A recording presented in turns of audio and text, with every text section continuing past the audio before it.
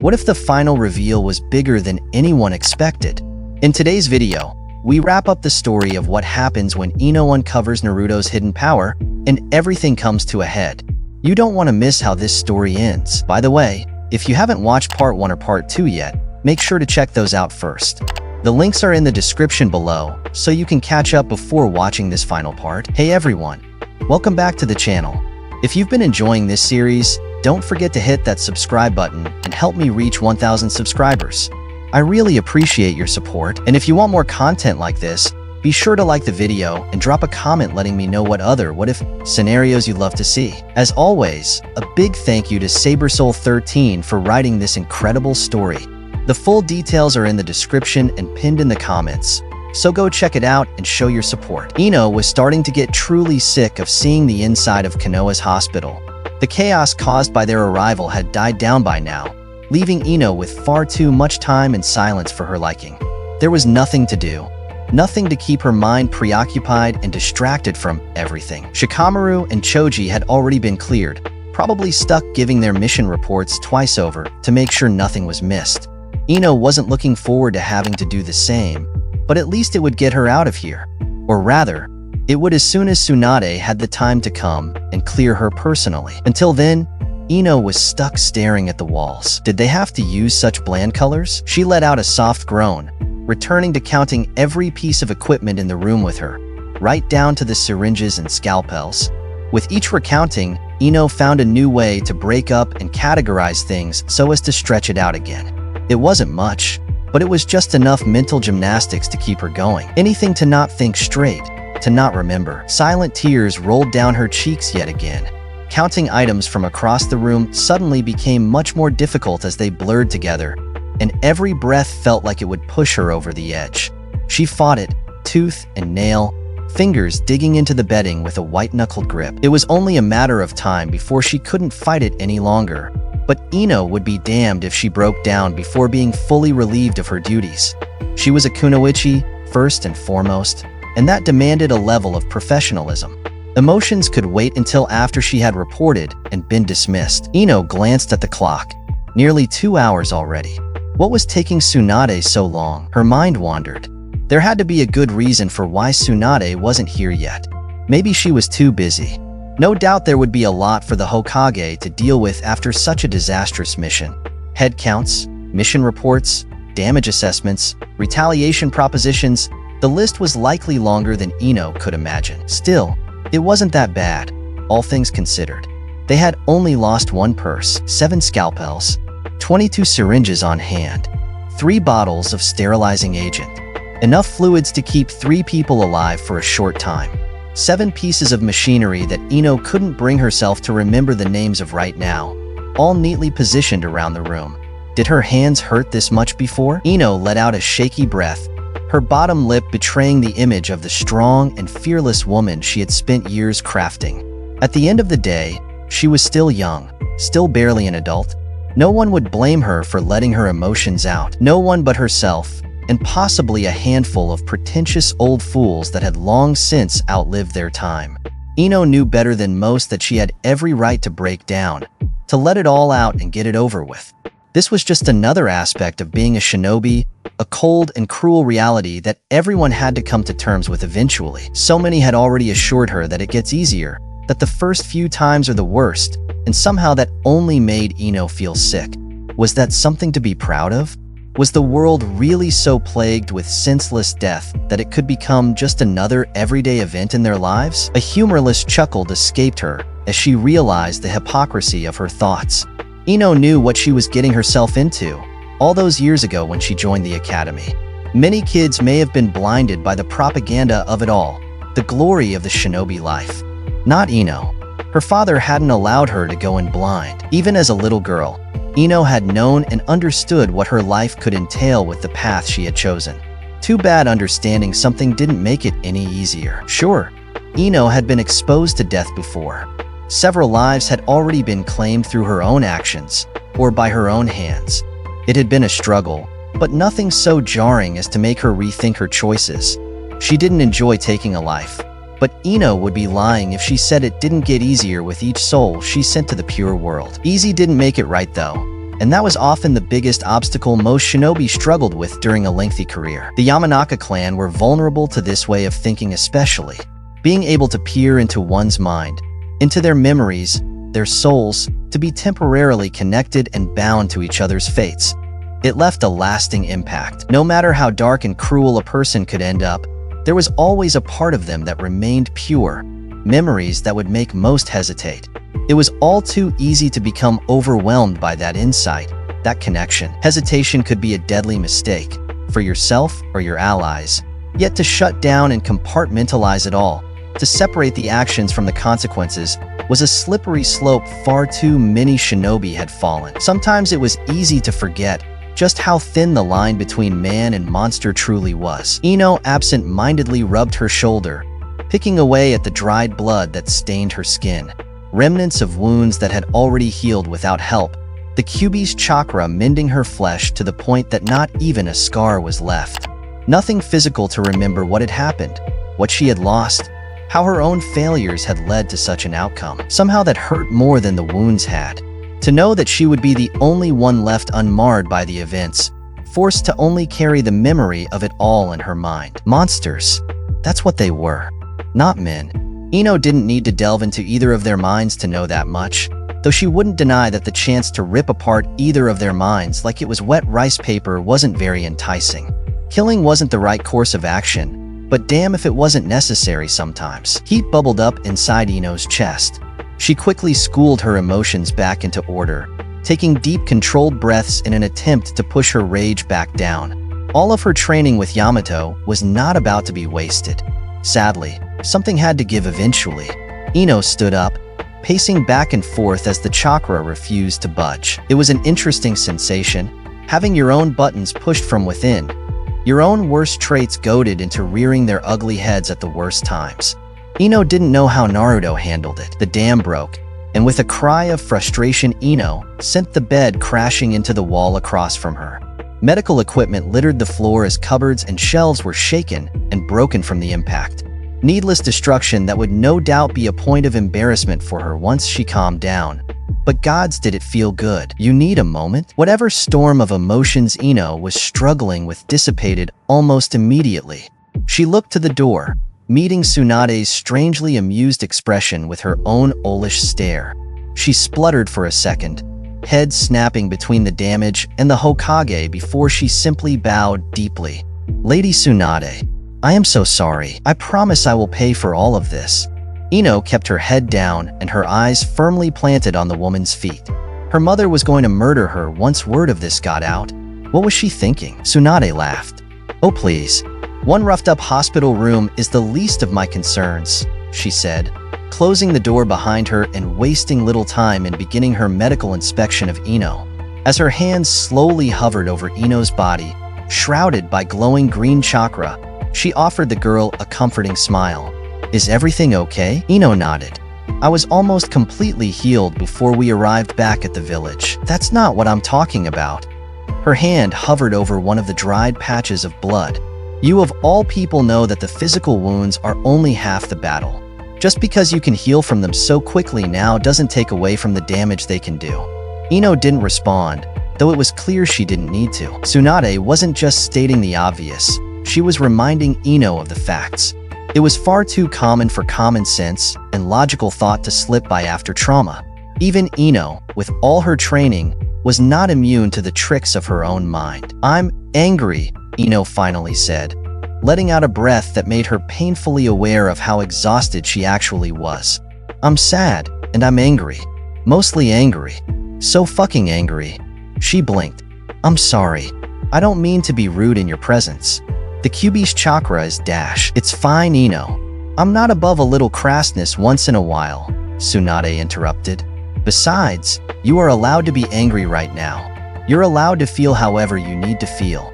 Don't let anyone tell you otherwise, especially me." Ino nodded silently in acknowledgement while Tsunade finished up her examination. "Right, everything appears to be in order. Nothing physical to report for the moment. Don't worry too much about the mission report. Your teammates have done the brunt of it, so when you're ready we will just ask you to fill in the blanks. Take as much time as you need to recover, in all the ways you need to. Dismissed. Tsunade made to leave, scribbling some notes down on a clipboard as she went. Lady Tsunade, Ino called out quietly, stopping the woman in her tracks. She froze under the woman's gaze, swallowing hard. How did you manage? It was a bold question. Tsunade's past was no secret, and anyone smart enough knew better than to bring it up, for good reason. The loss she had experienced had been enough to drive Tsunade away from the village, away from her life as a shinobi, as a medic. It was widely known that many aspiring kunoichi looked up to the last Senju, made a role model out of her. The world's strongest kunoichi. That title carried a lot of weight. Right now, Ino couldn't imagine how much strength it must have taken to overcome so much loss. She hadn't lost nearly as much as Tsunade had, and yet she had never felt weaker in her life. She was lost.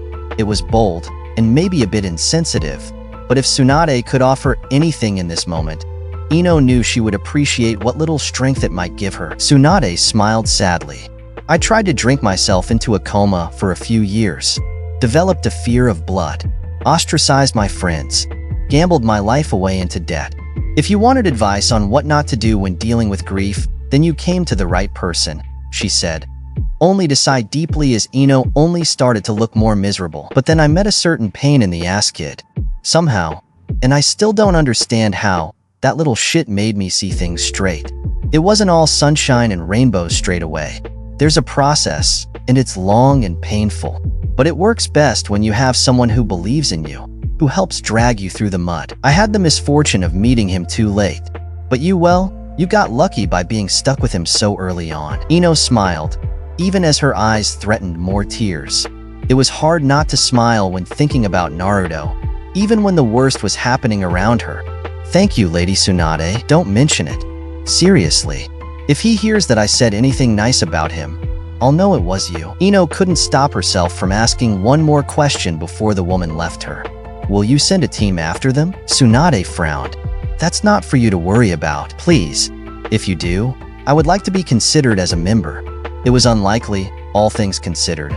But Ino would hate herself if she didn't at least ask. There was a tense moment of silence as Tsunade looked Ino up and down, her face unreadable. Revenge won't help how you feel. I know. Kids, Tsunade muttered, shaking her head with a hollow laugh. She looked at Ino once more, her eyes finally betraying her age. Her history as a kunoichi, as the greatest medic of the Third Great War. The eyes of a woman who had seen far too many lives lost to the cycle of hatred and death. Ino had to wonder just how many people ever got to see such a glimpse of the woman under the otherwise impenetrable facade of strength and beauty. Write up your report. I'll think on it while you rest. And you will rest. Doctor's orders and Kage's orders. Ino bowed deeply, offering a quiet thank you before she was left alone. She couldn't get out of there fast enough. Naruto would be proud. Home had been her first thought, to rush back and wash away the blood and the shame of it all, to find privacy to drown in her sorrows. The closer she got, the slower her pace became, until she eventually found herself standing in the middle of the street. Her parents were likely waiting for her, or at least her mother would be. Would she really have the privacy she sought? Was she even ready to face her parents right now? No. Spinning on her heels, Ino went to march towards a different destination. She didn't want to face anyone she knew right now. The world could wait. Too bad the world had different plans.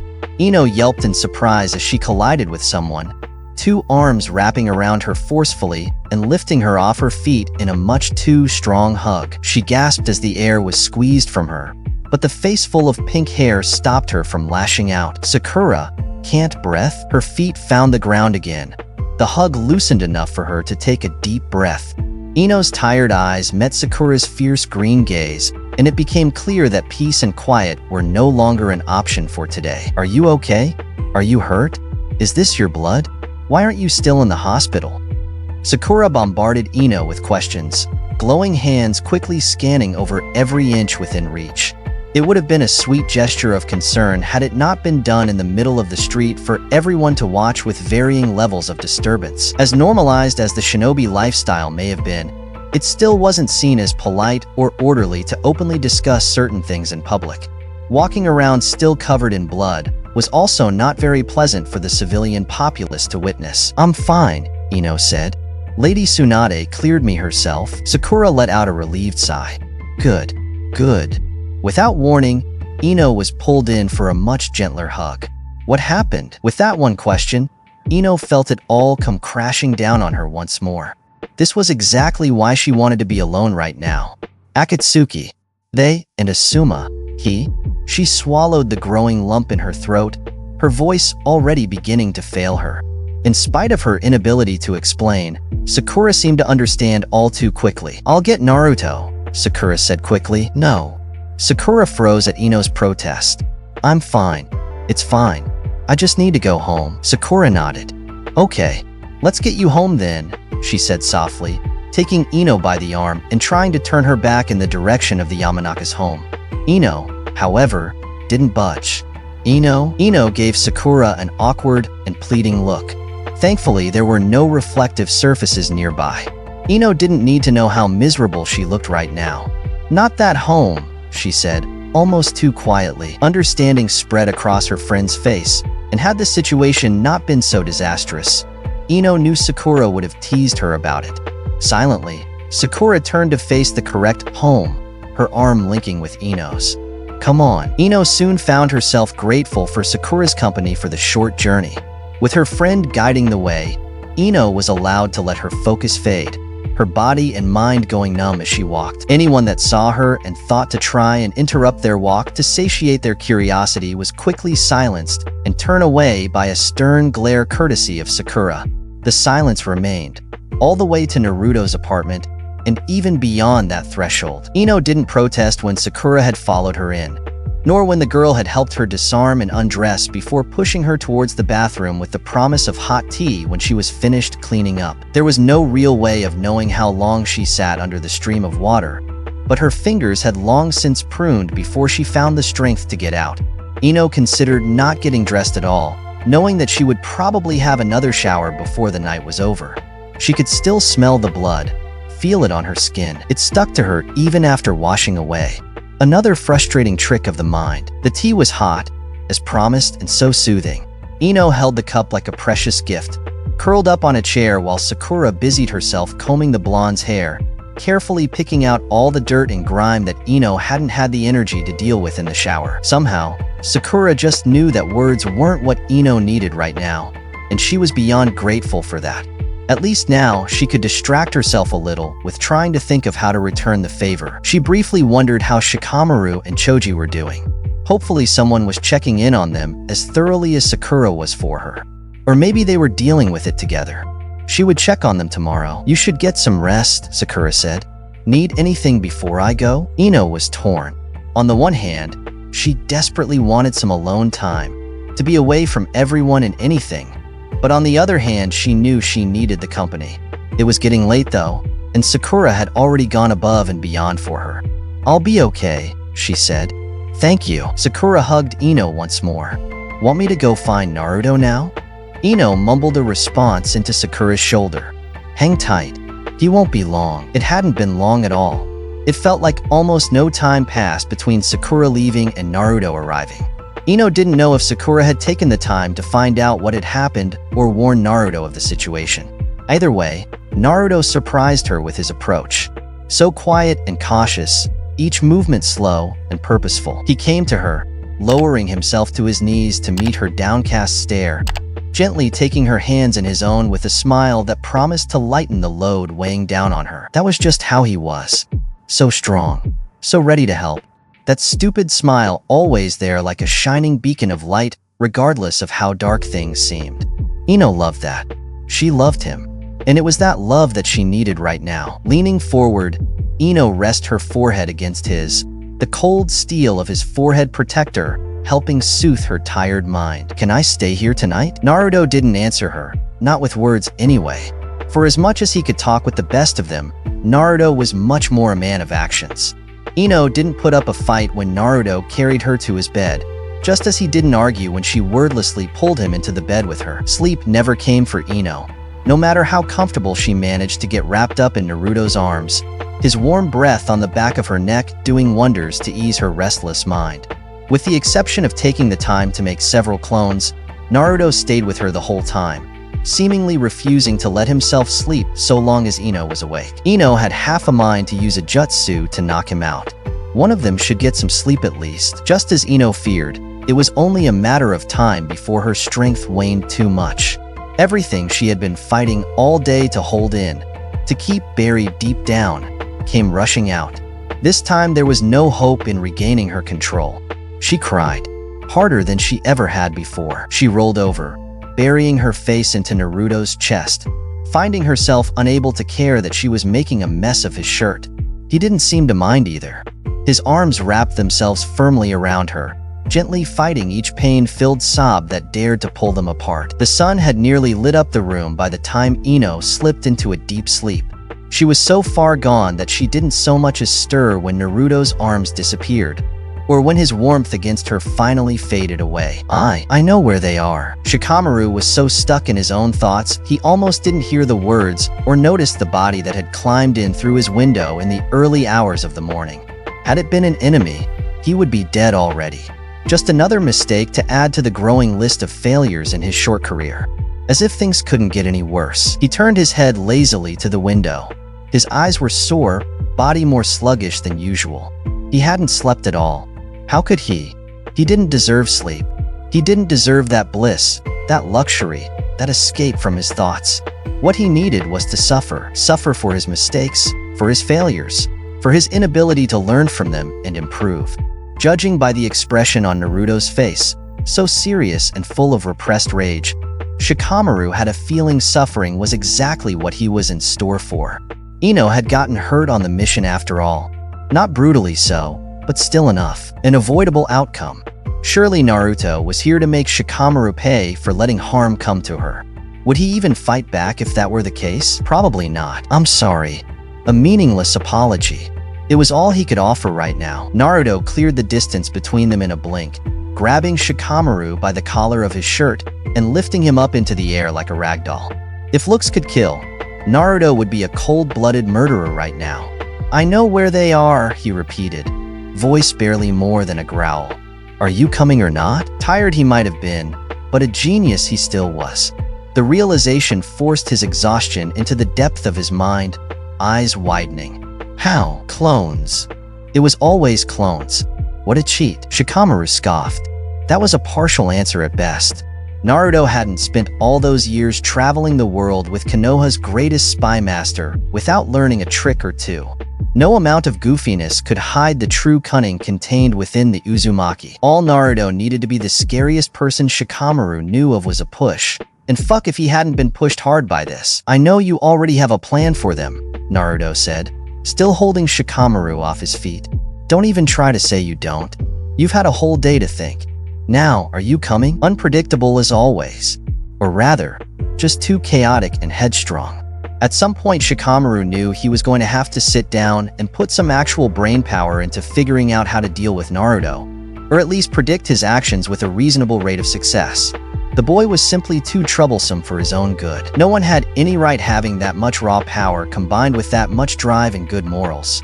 Just starting to think about it was giving him a headache. The Hokage hasn't cleared anyone to go after them yet. Shikamaru knew that wouldn't stop Naruto. Actually, how many shinobi did they have that could stop Naruto now? Damn, that was a good question.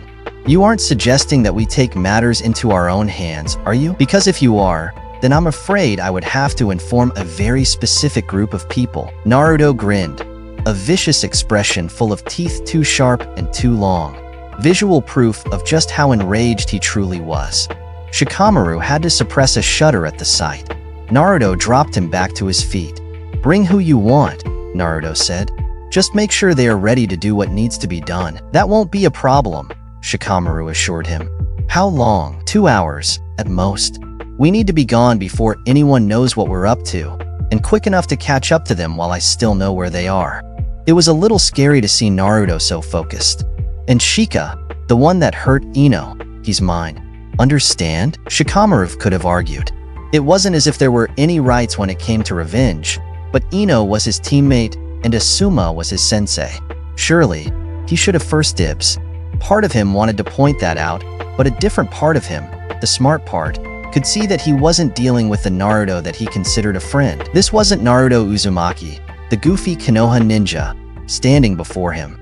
This was Naruto Uzumaki, Jinchuriki of the Kyuubi, student of Jiraiya, son of the 4th Hokage, and arguably the most dangerous ticking time bomb in the world currently. Everything, from Naruto's body language, his tone, to the way his eyes were scanning every minute movement Shikamaru made, told the Nara that now was not the time to grow a backbone. Getting so caught up on revenge sounded exhausting anyway. Naruto could have it. "See you in an hour," Shikamaru said. It felt a little wrong, almost like betrayal, to be diving straight back into the fray that Asuma had sacrificed himself to get them out of. Not that it slowed him down. As soon as Naruto was gone, Shikamaru moved quicker than he ever had. Scrolls, weapons, equipment, anything and everything that had crossed his mind throughout any of the now dozens of plans he had concocted over his sleepless night. It all got sealed away and packed into his pouch. Akatsuki had taken something they had no right to, and he wasn't about to let them get away with it. Shikamaru was so focused on his packing and planning that he never noticed his bedroom door opening until he met his father's eyes.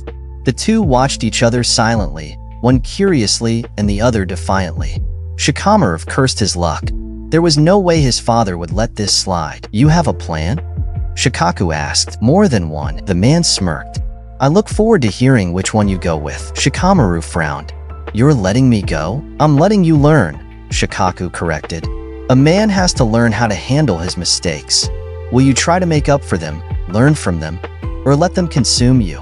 If I stopped you now, I'd be making the choice for you, and you'd learn nothing. You won't tell anyone?" Shikaku glanced over his shoulder and down the hall. Shikamaru's mother was out for the morning, thankfully. "It was a real shame I didn't notice you were gone in time," he said with a shrug. "Your mother will be home in a couple of hours. It's out of my hands after that." Shikamaru rolled his eyes. "Thanks. Alive is better than successful," Shikaku said. "I know it may not seem like it at times, but plans can be remade and losses regained. Lives aren't so easy to replace.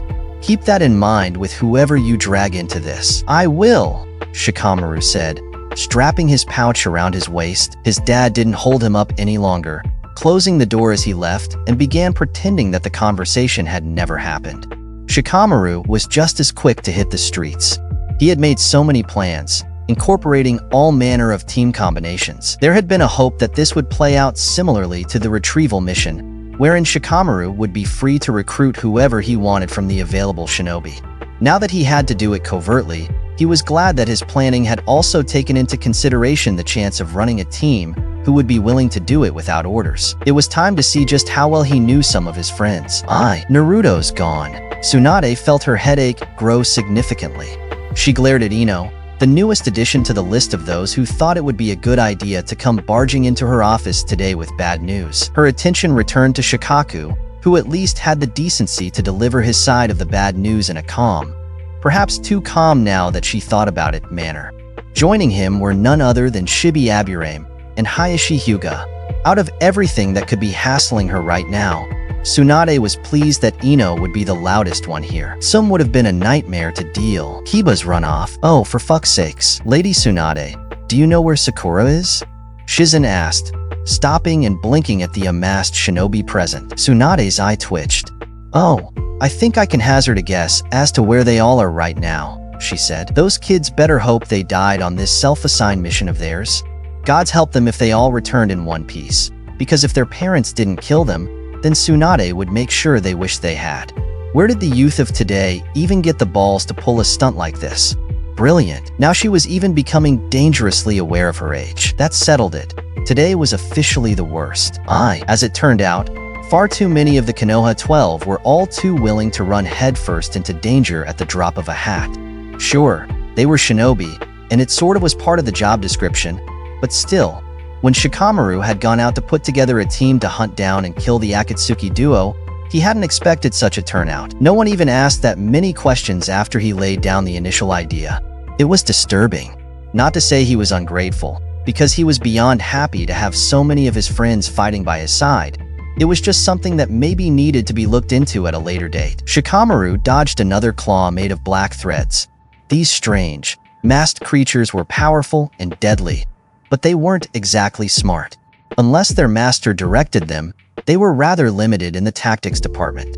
Movements were simple, attacks transparent, and abilities restricted to but a single element. Combined, Kakuzu might have made for a truly terrifying opponent to attempt to take on solo, but torn between so many, he was a much simpler enemy to manage.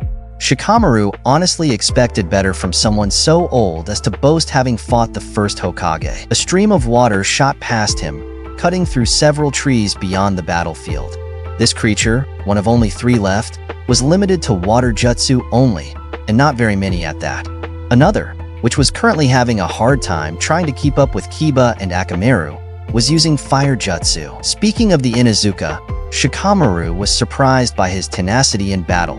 All Inuzuka were ferocious fighters, on par with their canine companions, but Kiba was putting his furry friend to shame with how unrelenting he was with his onslaught. The fact that the pair were able to keep a creature at bay all by themselves spoke volumes of their skill and teamwork. Somewhere off to the side, Sakura and Niji were battling it out with Kakuzu himself, who Shikamaru suspected to still contain a heart best aligned with Earth.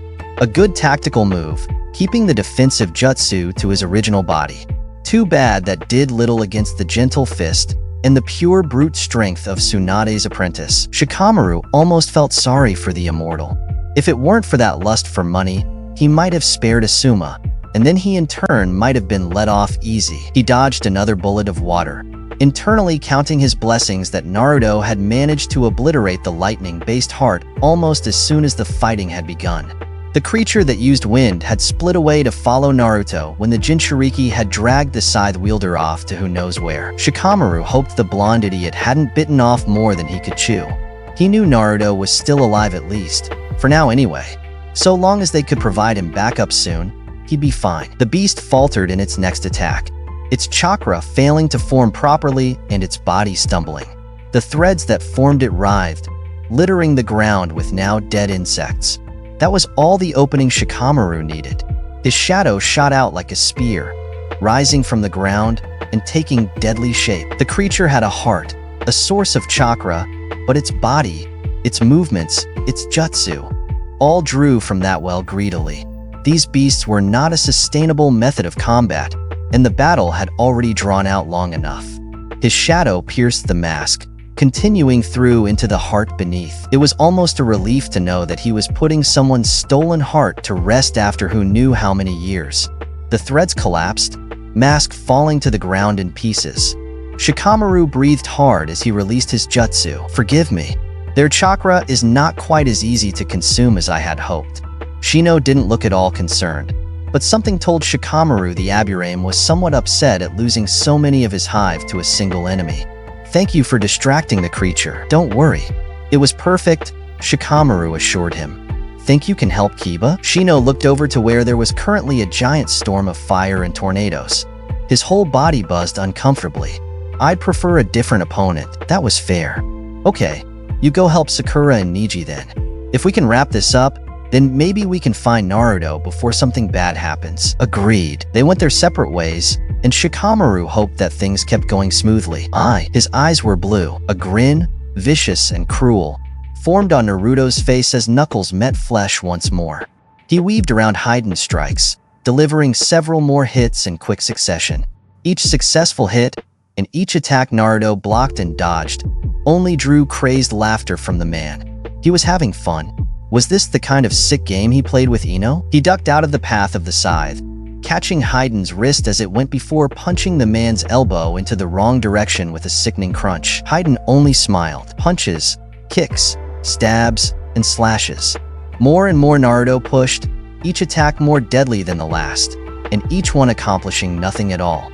Broken bones, punctured organs, bludgeoned limbs, none of it seemed to do anything. Sure, Haiden bled, and his body wasn't invulnerable, but it was becoming apparent that the man's claims of immortality were not just insane ramblings.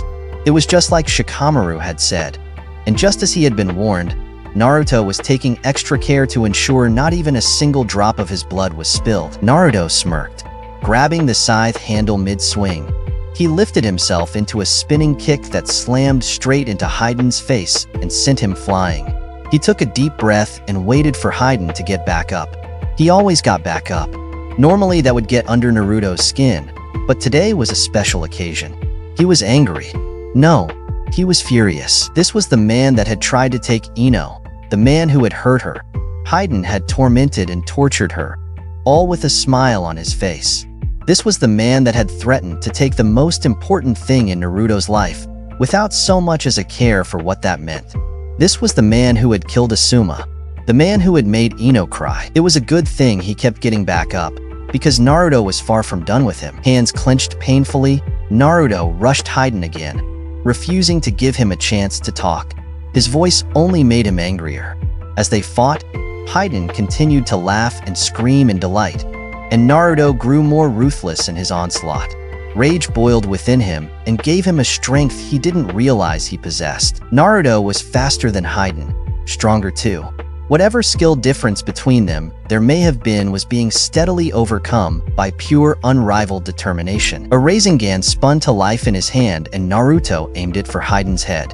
Chakra met steel, and two blades of the scythe were torn apart like wet paper, shrapnel bursting out and peppering Hiden. Naruto grabbed a piece of broken metal, using the moment of surprise to drive it into Hiden's eye. Hiden screamed, this time not in joy. Finally, a reaction. A kick pushed Naruto back, and it took a fair amount of control to not set upon his opponent without rest. Don't bleed. He glanced down at the piece of metal still clutched in his hand, the messy remnants of the immortal's eye dripping from its edge. Stupid. Naruto dropped it and focused back on Hiden. With any luck, if he didn't take notice of it, then Hiden wouldn't notice the small cuts along his fingers burning themselves closed. You motherfucker! Hiden cried, blood pouring freely between the fingers cupped over his destroyed eye. Do you have any idea how long that is going to take to heal? Naruto didn't answer. He drew a kunai from his pouch and charged it with wind chakra. Dismemberment was the only real thing that Shikamaru knew could affect Hiden. The anger growing within him was now messing with his judgment. He would need to end things quicker than he would have liked if he wanted to keep his cool. Speaking of, he was surprised the QB wasn't being more vocal right about now. He shook his head and filed it away as a small blessing. He didn't need the fox whispering in his ear, making things worse, fueling his anger. He was already too angry. They clashed again, the sudden loss of weight on Hiden's weapon providing the immortal with a much-needed speed boost. He was keeping up better now, blocking every strike intended to part limb from body. Naruto cursed as he realized his chance to end things quickly had likely passed. Even still, part of him was glad about that. Hiden took pleasure in his tormenting of his opponent, drawing it out for as long as he could. So Naruto was more than happy to give him a taste of what that felt like. Never before had Naruto been so consumed by the desire to hurt someone, to kill them as painfully as possible. Not when the QB influenced him, and not even when he had come close to death. But now that was all that he could think about. Hiden needed to suffer. He deserved it. He needed to die, and Naruto was all too happy to make that happen. He roared as Hiden laughed. The rage within him continued to grow, the need for blood, for death. Each cut into flesh gave him relief. Every bone broken under fist made his grin wider. Naruto would have his pound of flesh. He would get his revenge. He would make sure Ino never had to suffer seeing this monster again, even if that meant he had to become a monster to make that happen. Laughter filled the air, and blood stained the ground. And through it all, his eyes remained blue. Kakuzu's block barely held firm under Sakura's fist, his feet leaving 2 long trenches in the dirt as he skidded back. Sakura was tempted to tease him about how the infamous missing Nin had been stuck on the defense the entire fight. She thought better of it. Getting under an enemy's skin was really more Naruto's thing, and besides, Sakura had a feeling that her stoic silence was doing a good enough job of that anyway. The man raced through hand signs, a giant spear of earth shooting up at Sakura. Too slow. Her arm was cocked back, and fist driven down into the ground before it could reach her. The earth around her shattering, and the earth jutsu crumbling into nothing before its target. Sakura smirked, even as she looked up and saw Kakuzu charging her. How cute. He thought she had left herself open. She brought her arms up, blocked his first strike, smiling as he growled angrily at her. Kakuzu had figured out early on that Sakura was the true threat he had to deal with in this fight. Her brute strength and ability to heal the others was simply too dangerous to let live. Too bad Sakura wasn't playing the support role. Kakuzu leapt back, barely avoiding a precision strike to his heart before he was locked into a fierce bout of taijutsu courtesy of Niji. Sakura took the brief break to take a breath. She waited patiently, knowing that jumping in too early would leave Niji vulnerable. As his sequence came near to its end, Sakura rushed in, coming up from behind the Hyuga and jumping over his head. No sooner did Kakuzu redirect Niji's final strike, was he forced to jump out of the way of an earth-shattering punch from above. Sakura shook some rubble from her hair and frowned. "Remind me again why I agreed to tag along instead of dobbying you lot into to Lady Tsunade?" Niji didn't react, just as serious as ever. "Because you knew we would all certainly die without your particular set of skills to aid us." Sakura blinked. "I didn't know the Hyuga knew how to flatter a lady," she said in surprise. "Not that I'm complaining about it. It is a newer skill in my repertoire, I must admit," Niji said without shame. "Perhaps you should debate your decision-making at a later date. We still have a fight ahead of us, right?" Sakura said sheepishly, and right Niji was. As the dust settled, the pair were met with the hateful glare of their opponent. Kakuzu looked pissed. Sakura schooled her emotions and set back into a ready stance. They weren't making any real headway with this fight.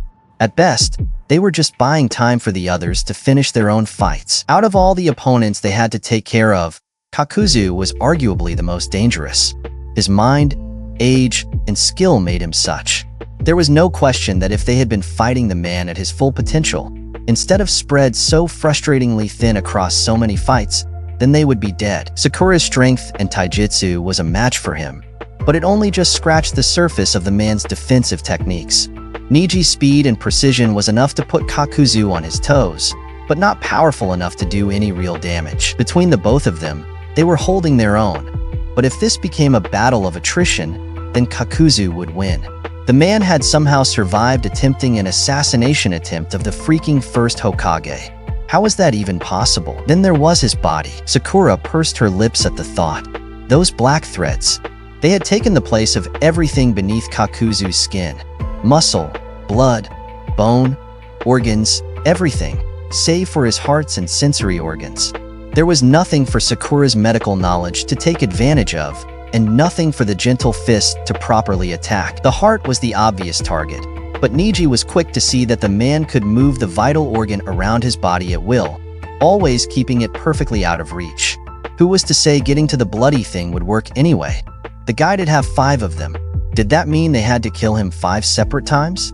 Were they sure that would work? "You insufferable pests have wasted enough of my time," Kakuzu growled, his hand speeding through more hand signs. Sakura and Niji braced themselves for another earth jutsu.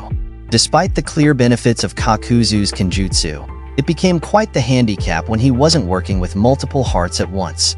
Instead, nothing happened, and their moment of pause was all the mistake that was needed. "Beneath," Niji called out as he jumped as high and as far back as he could. Black threads shot up from beneath the ground, having wormed their way through the now broken earth that made up the battlefield.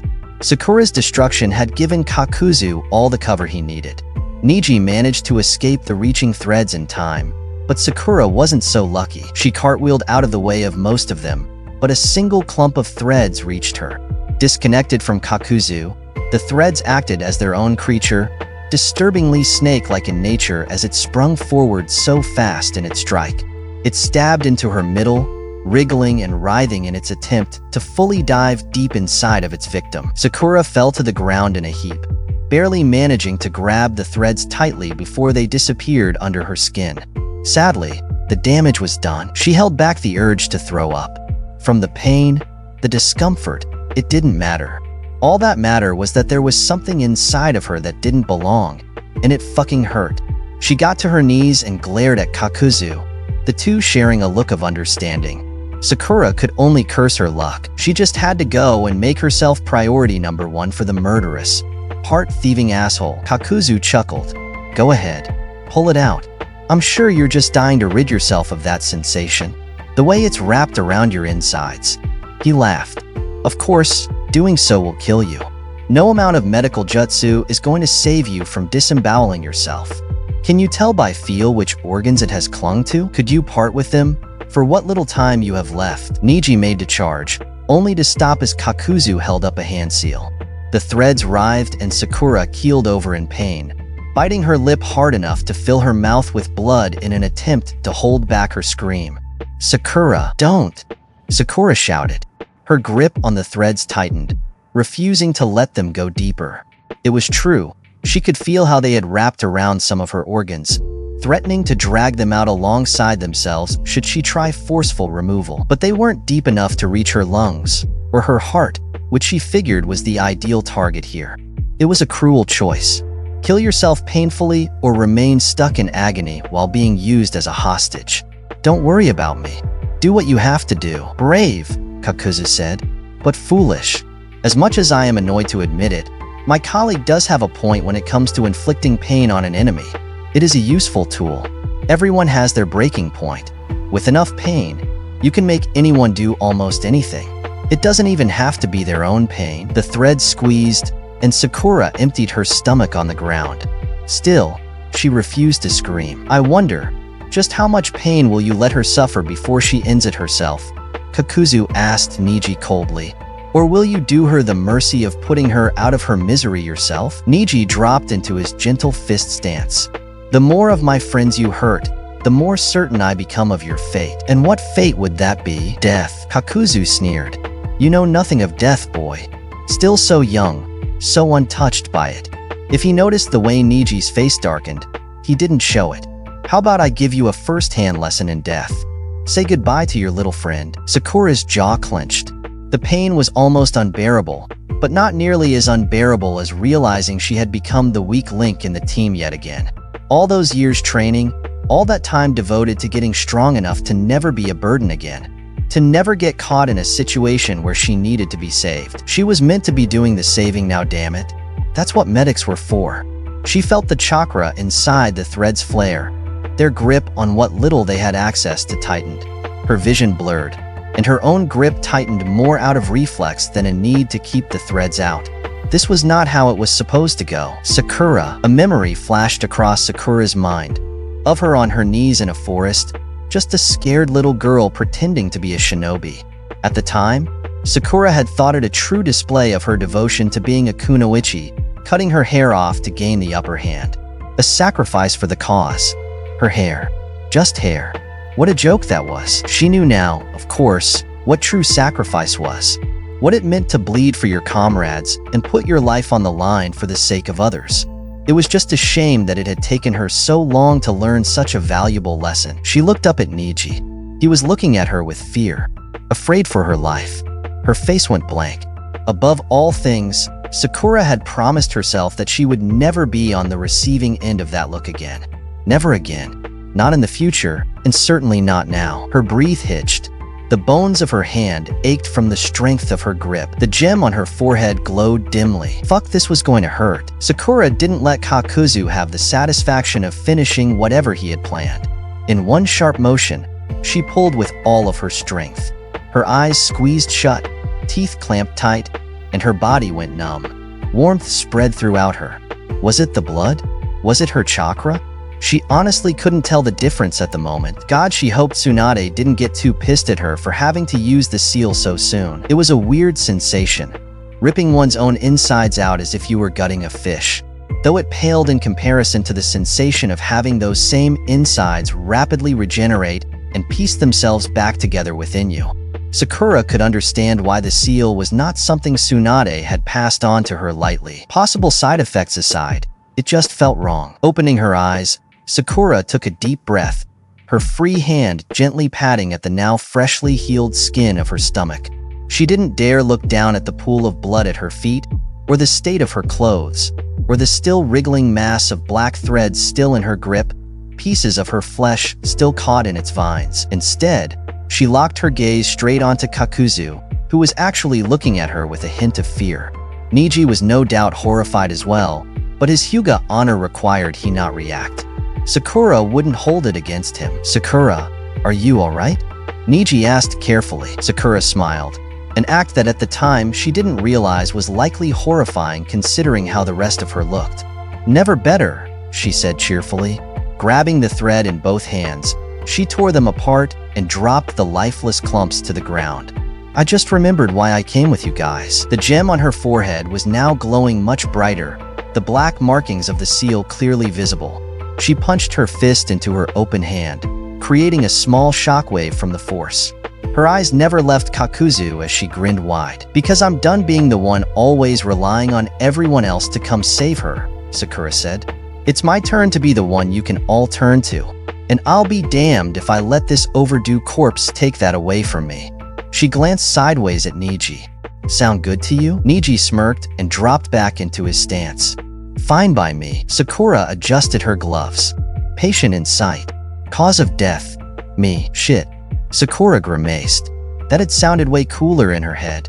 Maybe Ino was right. She really was lame. Yes. More. Give me everything. All the pain. All the rage. Yes. Feel it all with me. Naruto slammed a Rasengan straight into Hiden's stomach. The man took it in stride, even as the jutsu drilled a hole deep into him. He had to drop the attack early, deftly retreating away from a short, collapsible spear. Despite Hiden's immortality and clear arrogance, he was a skilled fighter when it came down to it. It wasn't as frustrating as trying to fight Jiraiya, but that was for different reasons. Either way, it was still annoying. Or maybe it was something else entirely. The longer the fight dragged on, the angrier Naruto became. With that anger came a lack of focus, and that led to far too many sloppy moves on his part. Worst of all, Naruto could tell that Hiden was fully aware of his slipping control. Hiden had seen all of his slips, all of his openings, and had let them pass him by with a smile. He was enjoying the fight too much. What's the matter? Getting too upset? Hiden taunted. What are you so mad about? That I hurt the girl? That I killed that idiot that stayed back to cover their retreat? Or is it that you thought you would come out here and make me pay for it, only to find you don't have what it takes? That's it, isn't it? Can't stand that you won't get to go home with your head held high. I could have killed you 4 times already, and you aren't any closer to even slowing me down. He laughed. Don't let that stop you from trying. This is the most fun I've had in years. Your suffering is the perfect sacrifice to Lord Jashin, and you haven't even bled a drop yet. Would you like to know how the bitch screamed? How she begged him to let her stay behind? Or how I made him choke on his own blood before the end of it? All that bravery got him nothing but a slow and painful death, as is fitting for such a heathen. Spewing his nonsense about some will of fire. I've never heard such crap. That was stepping over a line. Naruto rushed in, only one thing on his mind. Hiden needed to be silenced. If that required his tongue being ripped out, then so be it. His vision and focus tunneled. A mistake Naruto realized all too late, and Hiden was apparently counting on. His eyes widened as the immortal smiled with a far too confident glint in his one remaining eye. It happened quick. Hiden met him, scythe clashing against kunai and hand-grabbing spear. They were locked in place, only for a second. A second was all that was needed. The air shifted and Naruto swore. Wind tore through the earth, ripping apart trees and earth as it went. Naruto tried to leap away, but Hiden discarded his scythe in favor of grabbing hold of his jacket. The jutsu collided with them both, sending them sailing through the air. They crashed through trees, bounced off rock, all the while the wind nipped and cut at their flesh. Hiden laughed the whole time. When they finally came to a stop, tumbling to the ground in a heap, Naruto took the chance to pull himself from Hiden's grip and kick him away as hard as he could. He got to his feet and scanned the area, only just catching a glimpse of the masked creature fleeing back to its master. Its job was done. He wiped a hand across his face, staring at the blood with an uneasy expression. Don't bleed. If only it was that simple. Cuts littered his skin, blood staining his clothing, both his own and Hiden's. He had fucked up. Should have stayed home, kid. Hiden was back on his feet, standing within a crude symbol painted on the ground in his own blood. Just like the report said, he held his hand up towards Naruto and smiled. Blood dripped from his fingers, likely not all his own. At this point, it wasn't a gamble for Hiden. He had nothing to lose if it failed. He licked his fingers and swallowed. His skin changed, going black with white markings. He looked so much like the death that his jutsu promised to inflict. Naruto guessed that was the point. I'll be sure to send all your shitty little friends along with you, after I've had some fun, of course. He raised his spear and turned it back on himself. Now, Just fucking die already." Naruto choked out a gasp. His heart twisted in agony inside his chest, forcing him to keel over. Blood poured through his fingers as he clutched uselessly at the wound. He fell to his knees. The world blurred around him, and Naruto fought for every second of consciousness he had left. Where the fuck was the Kyuubi? Naruto. He turned to the screen, eyes widening as he spotted a familiar blotch of pink. Sakura. Damn it. Was he really about to make her see something like this? Was he really going to deprive her of her one remaining teammate? And for what? For revenge? Gods, he was stupid. None of them should have been out here in the first place. Not that it mattered much now. He was so tired. Everything was going black. The last thing he heard before he lost consciousness was Sakura screaming about something. He couldn't make it out properly. Damn. He had really fucked up this time, hadn't he? Earlier, the tables had turned drastically. Anyone with half a brain could see that. Shikamaru wasn't about to complain. It was about time they got a break anyway. The fire-based masked creature had done a decent job of fending off Kiba and Akamaru on its own up until now, but 3 opponents was proving far too much for it to handle. Not that Shikamaru was offering much support. The occasional shadow bind here, an errant exploding tag there. It was really all he could do to keep the thing unbalanced and split its attention. Kiba and Akamaru had more than enough raw strength and speed to take it from there. It was working too. Slowly but surely, they were wearing it down. Its physical size and chakra presence had already been reduced significantly. They just had to keep on it. Speaking of, he slipped out from behind a tree, his shadow shooting across the field and connecting to the creatures. The beast froze, if only for a second. Fong over Fong. 2 spinning tornadoes of death and claws hurled themselves towards the beast from either side, pinching it in the middle. It attempted to spew fire at them to defend itself, but the flames were simply whisked away by the air being displaced by the spinning force of Kiba's jutsu. They collided with so much force, ripping and tearing the black threads of its body apart until it could no longer hold itself together. It collapsed into a heap of threads, mask dropping to the ground. Now, Shikamaru rushed in. Kiba was still regaining his bearings from his attack, so even if the Inuzuka was closer and the faster of the 2 of them, there wouldn't be enough time. He readied a kunai with an exploding tag tied to its end. They had to end this quickly. The others might still need help with Kakuzu's original body. And then there was Naruto to worry about as well. The threads were still alive, the heart controlling them still beating. They moved sluggishly in an attempt to stop him, lunging at him with every step. Shikamaru got as close as he could before there was nowhere to stand that didn't mean getting caught. The kunai sailed through the air, perfectly aimed. There was no way he could miss from this distance. The mask was still struggling to reform, having diverted its efforts into trying to attack Shikamaru. There wouldn't be another opportunity like this. Black threads whipped up and snatched the kunai out of the air. Close enough, the tag sizzled, and the black threads engulfed it quickly in an attempt to smother it. The rest of the mask split away, dragging the mask with it. The explosion blew the threads apart, burning many of them into ash. Funny, considering this creature possessed the fire affinity. It wasn't over though. As the dust settled, a small mass of threads continued crawl across the ground. There wasn't much left of the creature, enough to carry the mask, but not enough to construct a body much larger than a cat. The mask was cracked and burnt, and the chakra source hidden underneath was weak. Annoyingly, small and injured only made it more difficult. "Don't let it get back to Kakuzu," Shikamaru called out, readying another exploding kunai. Dealing with these things one element at a time had been bad enough. Screw dealing with the host with more than one heart and elemental affinity. The creature took off in the direction of Kakuzu, but it didn't get far. From above, with a vicious growl, Akamaru leapt upon it. His claws easily tore the fragile mask apart, revealing the still beating heart which the Nin dog didn't hesitate to chow down on. Shikamaru grimaced as the threads fell lifelessly to the ground, and Akamaru seemed to enjoy his new meal a little too much. "Akamaru, what did I tell you about eating gross things?" Kiba whined, only to start petting the dog. "I'm not helping you out if you get an upset tummy, okay? You're gonna learn from this. Eating old creepy hearts is bad. Now, who's a good boy? Is it you? Are you my vicious little killer? You're damn right you are." Shikamaru shook his head. The earth shook and the 3 of them shared a look. Let's go. Sakura was having the time of her life. She wouldn't tell anyone that, mostly because of how insane it probably sounded, but that was fine as long as she told herself. Her fist tore through a tree like it was air. They had Kakuzu backpedaling, finally, with Shino in the mix, constantly draining the chakra from Kakuzu's skin.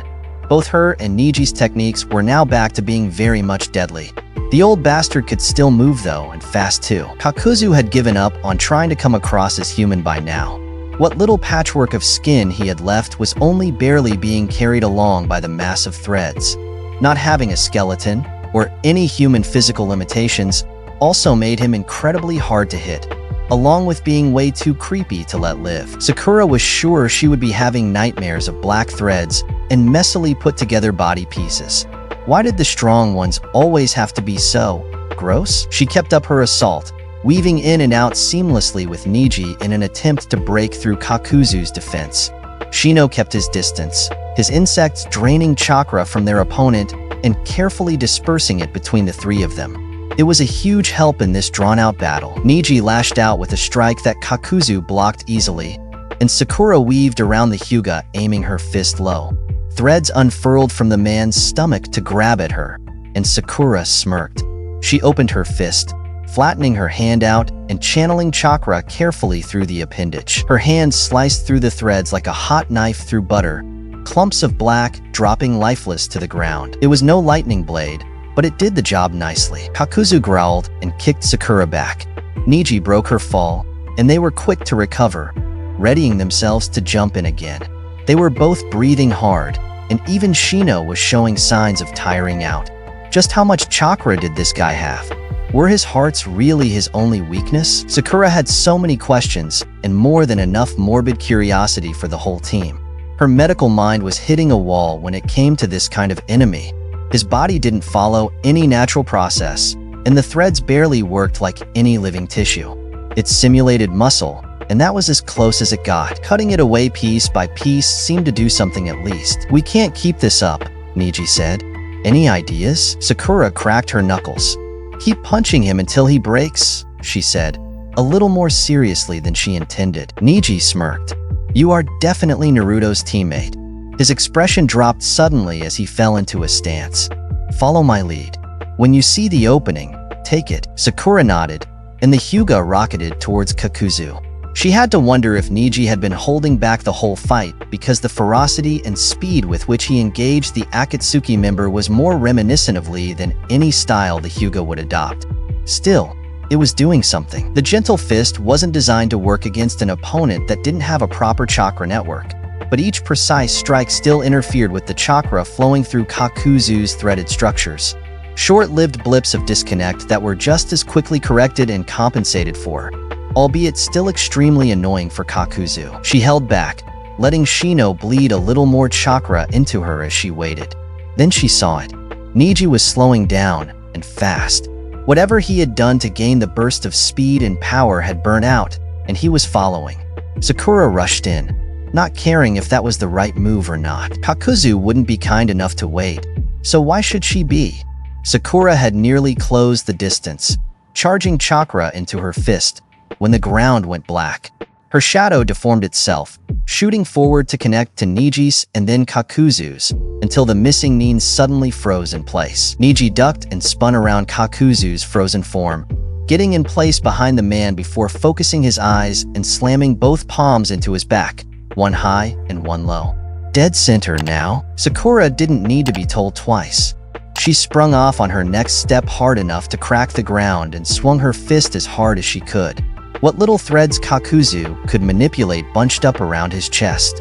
Her fist collided with the force of a mountain behind it. Kakuzu's chest imploded, pinned between the unstoppable force that was Sakura's punch and the immovable wall that Niji had become. Sakura's momentum carried her forward, forcing the heart beneath her fist deeper and deeper into the grinding wall of the Kaiten until her knuckles touched the barrier. The resulting explosion of techniques colliding sent the two of them flying in opposite directions. Sakura came to a quick stop as she landed on something soft, something that barked at her. "You good?" Shikamaru asked, his shadow receding back to him. Sakura cradled her hand, blood dripping freely from where there was no longer any skin. The Kaiten was no joke. "Yeah, just need a sec," she said, already working on healing herself. "You guys." Shikamaru shrugged and Akamaru barked cheerfully enough. Sakura got to her feet, and the three of them cautiously made their way towards the center of destruction. "Who's not dead?" "Sound off," Sakura snorted. "Shut up, Kiba." They all regrouped around the lifeless heap that was Kakuzu's body, a giant hole in the middle of his chest. Kiba kicked it curiously, and Sakura had to put her hand up to silence a clearly worried Niji. "I'm fine. Don't worry. Good plan, by the way." "You're welcome," Shikamaru muttered, making his own way over to Kakuzu's body. "Is that it? All hearts accounted for." Sakura hummed thoughtfully as she counted on her fingers. "You and Shino had one. Kiba and Akamaru had one. Naruto killed one straight away, and me and Niji held him here with another one. That only makes 4, she said, looking to Niji questioningly. There were 5, weren't there? Where's the 5th? It split off when the fight started, he said, looking off into the distance. Any chances that it died when we killed this one? Kiba asked hopefully, getting a collective look from the group, Akamaru included. That screamed, "Did you have to tempt fate?" Damn. So that's a no then. We must hurry. Naruto will need assistance, Shino said. No, Shikamaru said quickly. If we rush off without making sure this is finished, then we will leave ourselves open. We need to make absolutely sure that this guy is dead. If even one of his hearts survived, he still has the potential to kill any of us. How right you are. Everyone jumped back at Kakuzu's voice. The air around them erupted into life, tearing through the area and throwing them around like ragdolls. When the jutsu finally ended, they were scattered across the battlefield in varying states of health. Sakura grimaced as she healed a deep gash on her leg. Wind. Of course, the last heart had to be wind, easily the most annoying element to have to deal with. She got to her feet just in time to watch the masked creature land atop Kakuzu's corpse and meld back into it. The man got up groggily and glared straight at her. You little shits, Kakuzu growled. I will enjoy hunting you all down and carving the still beating hearts right out of your chests. Compensation for the ones you have taken from me today. Fong over Fong. Kakuzu's body twisted unnaturally, 2 blades of wind forming in each hand as he deflected both incoming attacks away from himself. With 2 splashes of blood, Kiba and Akamaru hit the ground hard. A deep gash cut into each of their sides.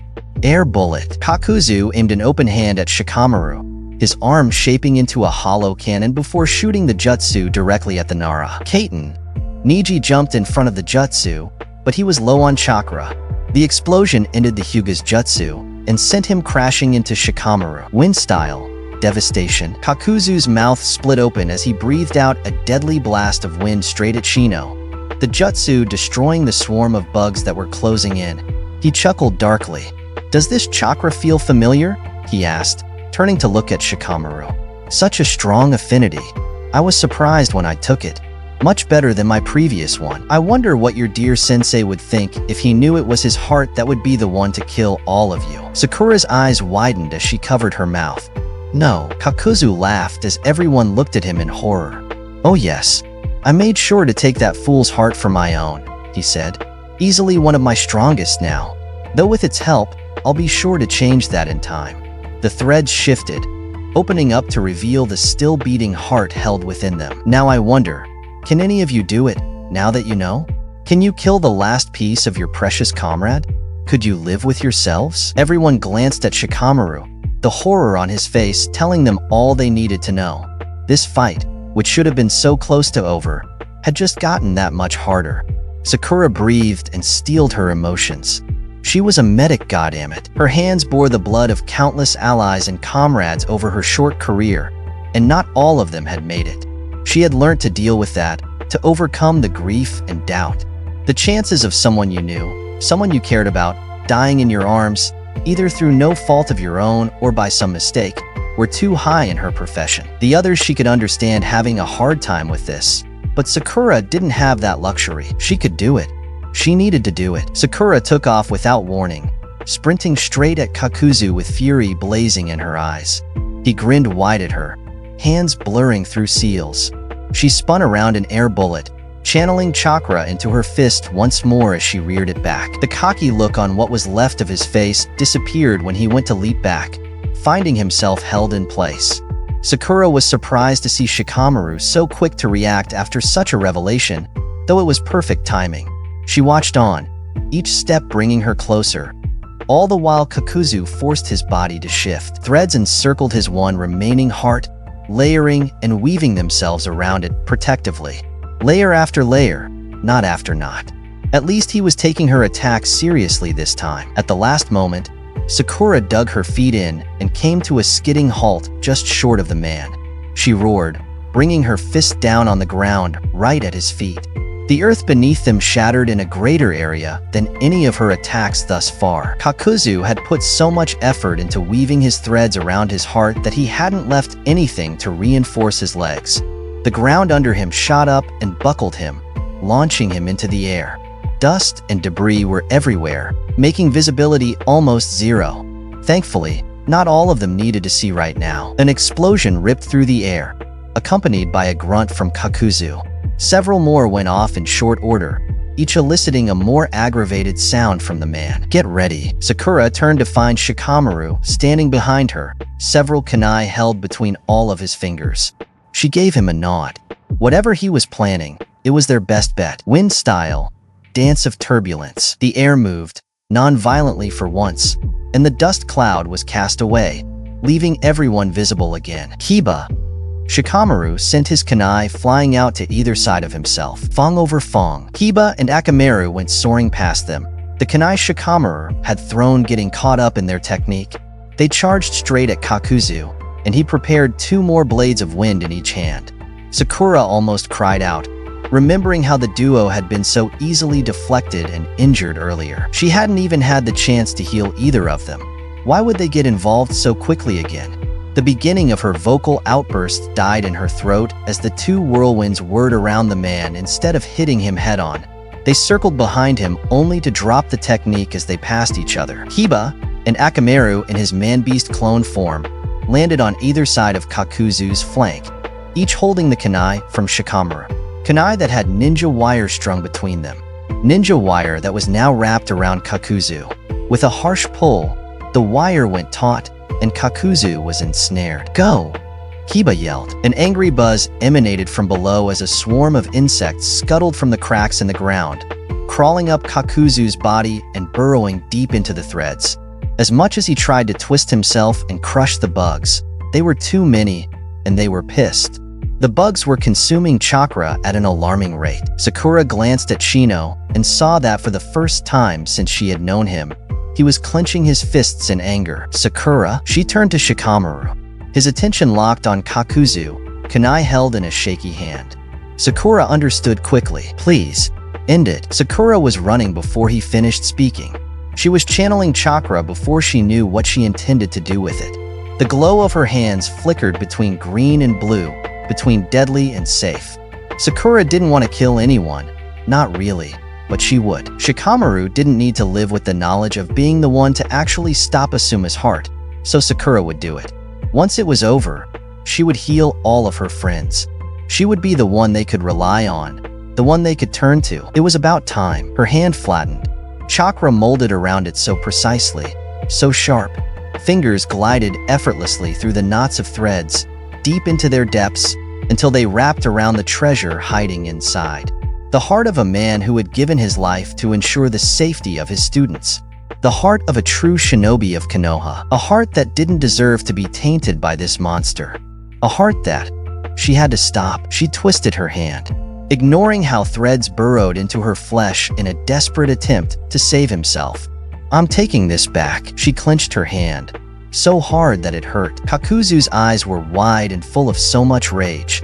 Sakura expected him to have one more trick up his sleeve. Instead, he chuckled, though it came out as more of a pained wheeze. Heck, kids these days. Sakura pulled her hand back, quick to heal herself and wipe the blood off while she had the chance. Kiba and Akamaru released the wire, letting Kakuzu drop to the ground, finally dead. Is that it? Kiba asked. Both he and Akamaru were panting and trying to tend to their wounds. Sakura and Shikamaru shared a look. I think so, she said. They took a moment to catch their breath and seal the body away. Sakura did her best to touch up the group's wounds without leaving herself short. It went without saying that they were all very glad to have brought the numbers they had for this mission. There was no telling what could have happened otherwise. When they were all in decent enough condition to keep going, Shikamaru turned to Neji. Where's Naruto? Neji activated his Byakugan and scanned the area. He went to speak, only to give up on words entirely and break out into a full sprint. No one questioned him, they all simply followed. Against her better judgment, Sakura's thoughts drifted to darker things. Was Naruto okay? Had they made a massive mistake by letting him run off to deal with an Akatsuki member all on his own? Naruto was a Jinchuriki, and the student of one of the Sannin just like her. He'd be fine, right? It wasn't until they got the top of a crest that she realized she wasn't thinking dark enough. Her sights locked onto Naruto first, his blonde hair making it too easy to spot him. He looked a little worse for wear, but otherwise all right. She mentally sighed in relief at that. Then the gears in her mind kicked in. He was bleeding. The one thing Shikamaru had told him strictly not to let happen. She glanced across from her teammate, seeing the now changed Hidden standing in the middle of his ritualistic circle. Spear turned back on himself. Her mouth went dry. Hidden plunged his weapon right into his own chest with a look of euphoria on his face. And instead of him reacting to the wound, it was Naruto who crumpled in reaction. Naruto fell to his knees, and Sakura was already running to him. Naruto! She screamed as she ran, already readying a healing jutsu. She'd burn up her entire seal if she had to, just so long as she didn't lose him. He turned to her, but it was clear he was fading. Don't you fucking dare. Sakura reached him just in time to catch him from falling face first into the dirt. Her hand was on his chest just as fast. No. Open your eyes. She had contained the bleeding, but healing the damage that had been done was trickier. His heart had been skewered, and for whatever reason the hole just wouldn't close. You don't get to die on me, Naruto. You are not leaving me to face Ino alone after this. He smiled. What an idiot. The others had gathered around her protectively, all facing down Hidden. I'm gonna tear your head off, Kiba growled, lowering himself to all fours. Stop, Shikamaru said. Don't touch him. Kiba looked at him weirdly. Shikamaru pointed to the symbol underneath Hidden. So long as he is in that circle, anything we do to him will hurt Naruto as well, he explained. That includes anything we try to do to get him out of the circle. So non-lethal force is all we can do? Neji asked. Out of those present, he was likely the most capable of delivering the most impactful non-lethal force. But he was worn out. They all were. Hidden barely looked tired or concerned at all despite having a skewer through his own heart. Fighting someone who couldn't die would be hard enough without such a handicap. There was also the much more glaring issue. Hidden twisted the spike in his chest and pushed it deeper, undoing whatever healing Sakura had managed up until now. He was grinning like a madman as he did so. So, you little bastards managed to kill Kakuzu, huh? He asked. Good riddance. That heathen didn't understand the first thing about true faith. Still, he was my partner. So now I'll have to kill all of you assholes myself? Guys, Sakura said, getting everyone's attention. She was still not letting up on her healing jutsu, even if all it was doing was holding back the inevitable right now. As long as that spear is in his chest, I can't heal Naruto. You need to get him out of that circle, and I can't step away from Naruto. They all shared looks, glancing between Naruto and Hidden. Consider it done, Shino said. As they all took a step towards Hidden, the madman laughed. Careful now, he said, grabbing hold of his weapon and making everyone hesitate. Do you really think any one of you can reach me before I rip his heart to pieces? In their current state, no. None of them were delusional enough to think that. Hidden made a bring it gesture with his free hand. Tell me, what's more important to you? Your friend's life or your revenge? No one moved, and he cackled. I'm going to enjoy this. Ino was going to murder him. No, she was going to make him beg for death, and then keep him from it until he realized the gravity of his mistake. Not just Naruto either. All of her friends that he had somehow roped into this suicide mission were on her shit list now too, and all of them would feel her wrath before the day was over. With that in mind, she increased her speed, tearing through the trees like an arrow shot from the most powerful bow. Ino partially registered the voices behind her, calling out for her to slow down, but they went ignored. The team could either match her pace or catch up in their own time. For Ino, moving at the pace of a team wasn't an option. How could it be with what she was sensing from within her?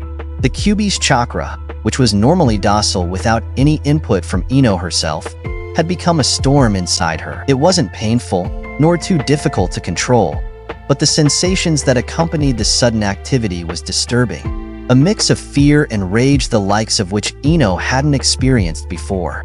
It filled her, fought with her, and most importantly, pulled at her. At first, Ino had assumed it was a lack of control on her own part, a subconscious slip of her own emotions that had somehow influenced the power trapped within her.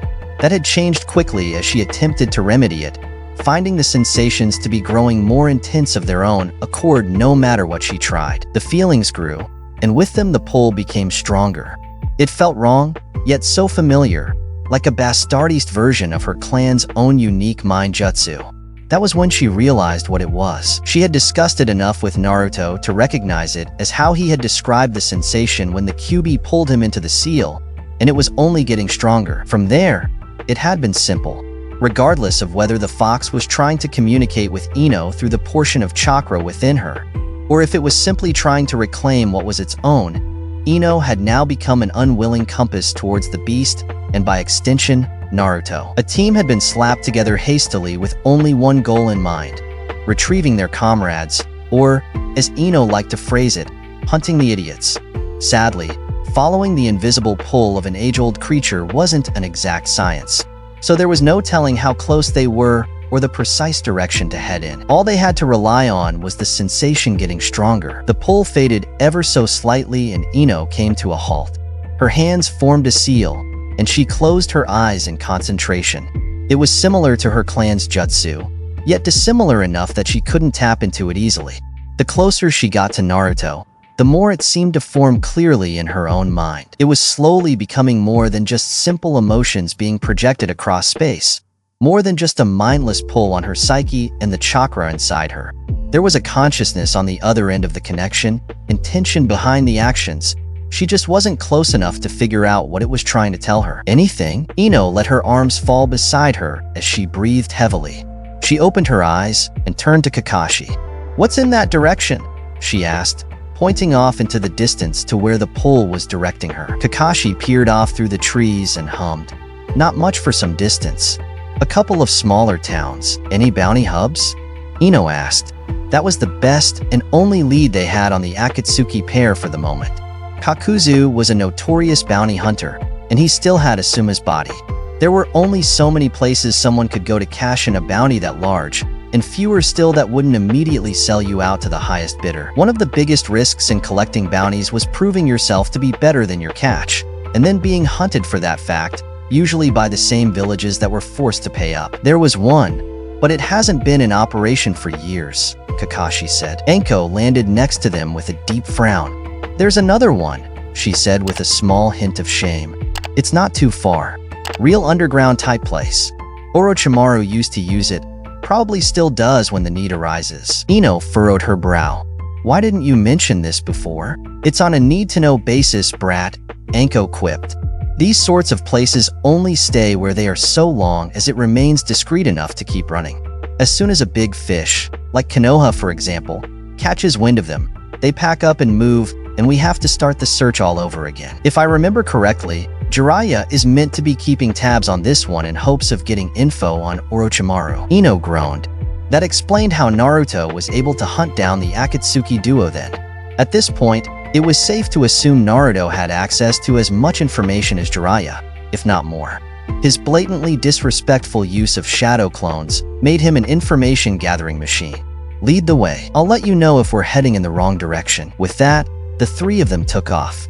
As they went, Ino felt the pull grow stronger, and with it her anger resurfaced. The moment she found her friends, as soon as they were safe and out of harm's way, she was going to make them regret leaving her behind. They were in a stalemate. Any move they made wouldn't be quick enough or surprising enough to catch Hiden off guard, and he was all too prepared to finish Naruto off with his jutsu at the slightest provocation. Shikamaru could only glare as he knelt down, his hands coming together carefully as his mind went into overdrive. His shadow possession was not quick enough to cover the distance required, and Hiden knew about it from their last run-in. Neji would be perfect to disable the immortal without dealing a lethal blow, but getting him close enough in time wasn't going to happen without a miracle. Sakura was stuck trying to hold Naruto's heart together, and if the expression on her face was anything to go by, the duration of time she could maintain that was running out and fast. They had to do something soon. Shikamaru glanced around. Kiba and Akamaru were out until they could get Hiden out of the circle. The Inuzuka's techniques were simply too violent to risk it, though they would be handy at tearing their opponent limb from limb as soon as the opportunity arose. That was when Shikamaru's eyes locked onto Shino. Out of them all, Shino was the one remaining the calmest right now, though that came as no surprise. Even at the best of times, the Aburame was not one to show outward expressions, but something about this seemed off somehow. He was standing there, eyes set on Hiden from behind his sunglasses, hands tucked firmly in his pockets. If you didn't know Shino personally, it would appear as though he was completely unconcerned about the outcome of this fight. Surprisingly, it was the insects that often gave away their host. Shikamaru had managed to figure out, at least in part, a way of reading what kind of mood Shino was in depending on how the boys' hive acted. It was this insight that let Shikamaru know that something wasn't right, or rather, there was something missing. Shino's bugs were disturbingly silent. Shikamaru sighed. He wished Ino was here. With her abilities, the team could all communicate and plan accordingly. Without her, they were forced to act individually and hope things worked together, adapting their moves on the fly. At least Shino had taken the initiative and done something, though now Shikamaru had to try and figure out what the Aburame was planning to try and work into his own plans. Come on, don't make this boring for me. Which one of you little pricks want to die first? Hiden asked. Keep me waiting too long, and I'll kill your stupid friend before you can finish trying to save him. Everyone tensed. They didn't have time to just stand around and hope for a miracle. Shikamaru cursed under his breath. They shouldn't have let Naruto try and take Hiden on by himself. They should have taken him out first, and quickly at that. The element of surprise was the only thing anyone could use against someone with literal immortality. Would you not simply kill him before we could accomplish anything? Shino asked. Hiden grinned. Who's to say? This is the most fun I've had in a long time.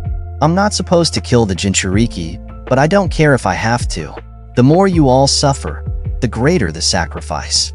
So come on, who's first? There was a flicker of movement, Neji and Kiba both rushing in together. Shikamaru wanted to yell at them to stop, no matter how pointless it might have been. Acting was better than sitting still and watching Naruto die slowly. With that in mind, his shadow shot out, connecting to Neji's first, then to Kiba's, using the two as anchors to extend his range. The tendril of darkness overtook them, aimed straight at Hiden. If he could just lock him in place, if he could just stop him from making any moves, then they could push him out of the circle without worry. 10 feet, 5 feet, so damn close. Just another second and he would… Passing Fong. What? Was Kiba insane? Had he not been paying attention when they said non-lethal only? As if to make things worse, Hiden laughed and held his arms wide. He was an open target, just like he wanted to be. Shikamaru's shadow stopped dead, lifting from the ground into a physical shape before coiling up and wrapping around Kiba mid-air. The Inuzuka's attack was too wild and powerful to be stopped at such a range, leaving redirection as the best option. Shikamaru strained for a moment, twisting his shadow just enough to throw Kiba off course without doing any damage. Now was not the time to risk making anyone else an easy target. Kiba crashed into the ground, tearing through the earth off to the side of Hiden's circle. Shikamaru breathed a sigh of relief, short-lived as it was.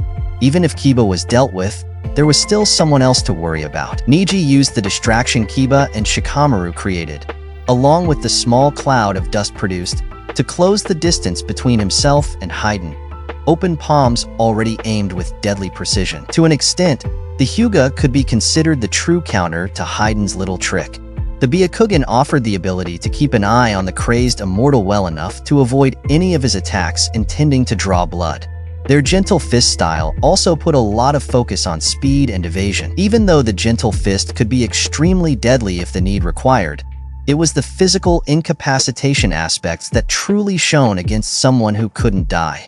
Asuma, had proven that Hiden wasn't invulnerable, so if Neji could act quick enough, then they had a chance. And quick he was. In what seemed to be the blink of an eye, Neji's hands blurred back and forth, 32 strikes, all delivered with an accuracy and rage that only someone of Neji's caliber could produce.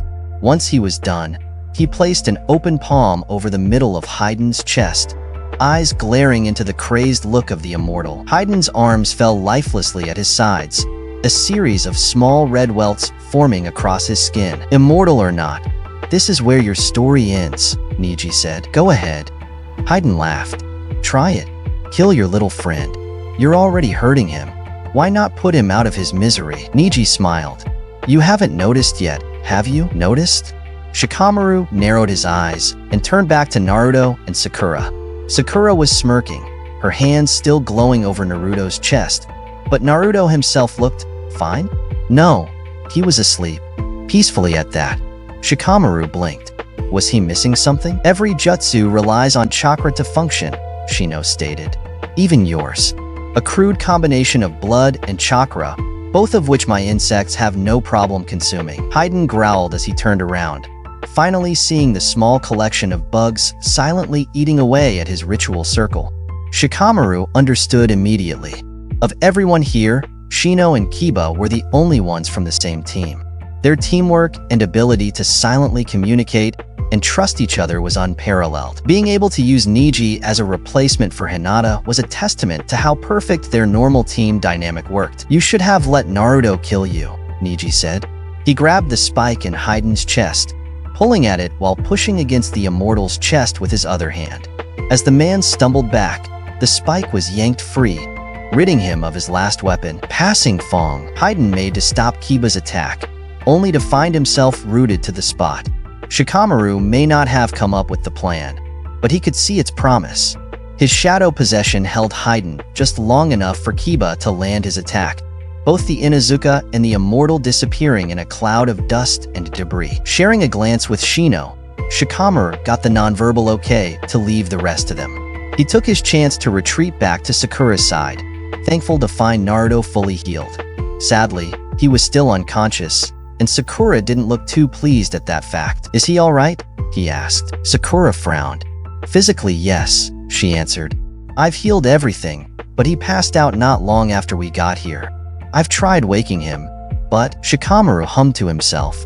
Yet another time where Ino would be an invaluable asset. Actually, maybe not. Considering how things turned out the last time Ino delved into Naruto's mind, Shikamaru wouldn't be confident asking her to jump in again, especially given the circumstances. Is this normal?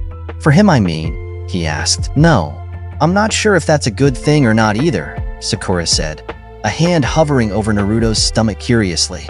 Normally, we'd be dealing with a rampaging Jinchuriki right now, but I can't sense any of the fox's chakra outside of what's normal. Should we be worried about that? Not until it becomes a problem. Yeah, that was probably for the best. Shikamaru turned back to the battle. Kiba and Neji were keeping an enraged Hiden on his toes. Meanwhile, Shino watched on from a safe distance. It was kind of nice to watch such seamless teamwork from the outside. Too bad it was under such dire circumstances. Even without his weapons, Hiden was proving a decent opponent. His body's unnatural durability and his apparent ability to shrug off the effects of the gentle fist faster than any normal person were giving him an edge. Shikamaru could only chide himself silently. He should have planned for this, set up contingencies even. This was well on its way to becoming as much of a mess as their first run with Akatsuki. Shikamaru, he turned to Shino, who had somehow appeared next to them. Yeah, Shino adjusted his glasses. May I have this one? Shikamaru felt a shiver run up his spine. Shino had always been strange, even in their younger years, but this? Shikamaru was suddenly quite happy that the Aburame was on their side. He's all yours. What else was he supposed to say? It wasn't as if anyone was calling dibs. Shikamaru didn't care if he delivered the final blow, only that Hiden paid for what he had done to Asuma. If Shino was confident that he could take the immortal, then there was no point in stopping him. Shino silently made his way back into the fray, leaving Shikamaru and Sakura to return to worrying about Naruto. Any thoughts? Shikamaru asked. Aren't you meant to be the genius here? Sakura argued. Not medically. That's your department, Sakura scoffed. Yeah, for normal people. Naruto is the furthest thing from normal. Without a seal master on hand, I'm not game enough to mess with anything I don't understand.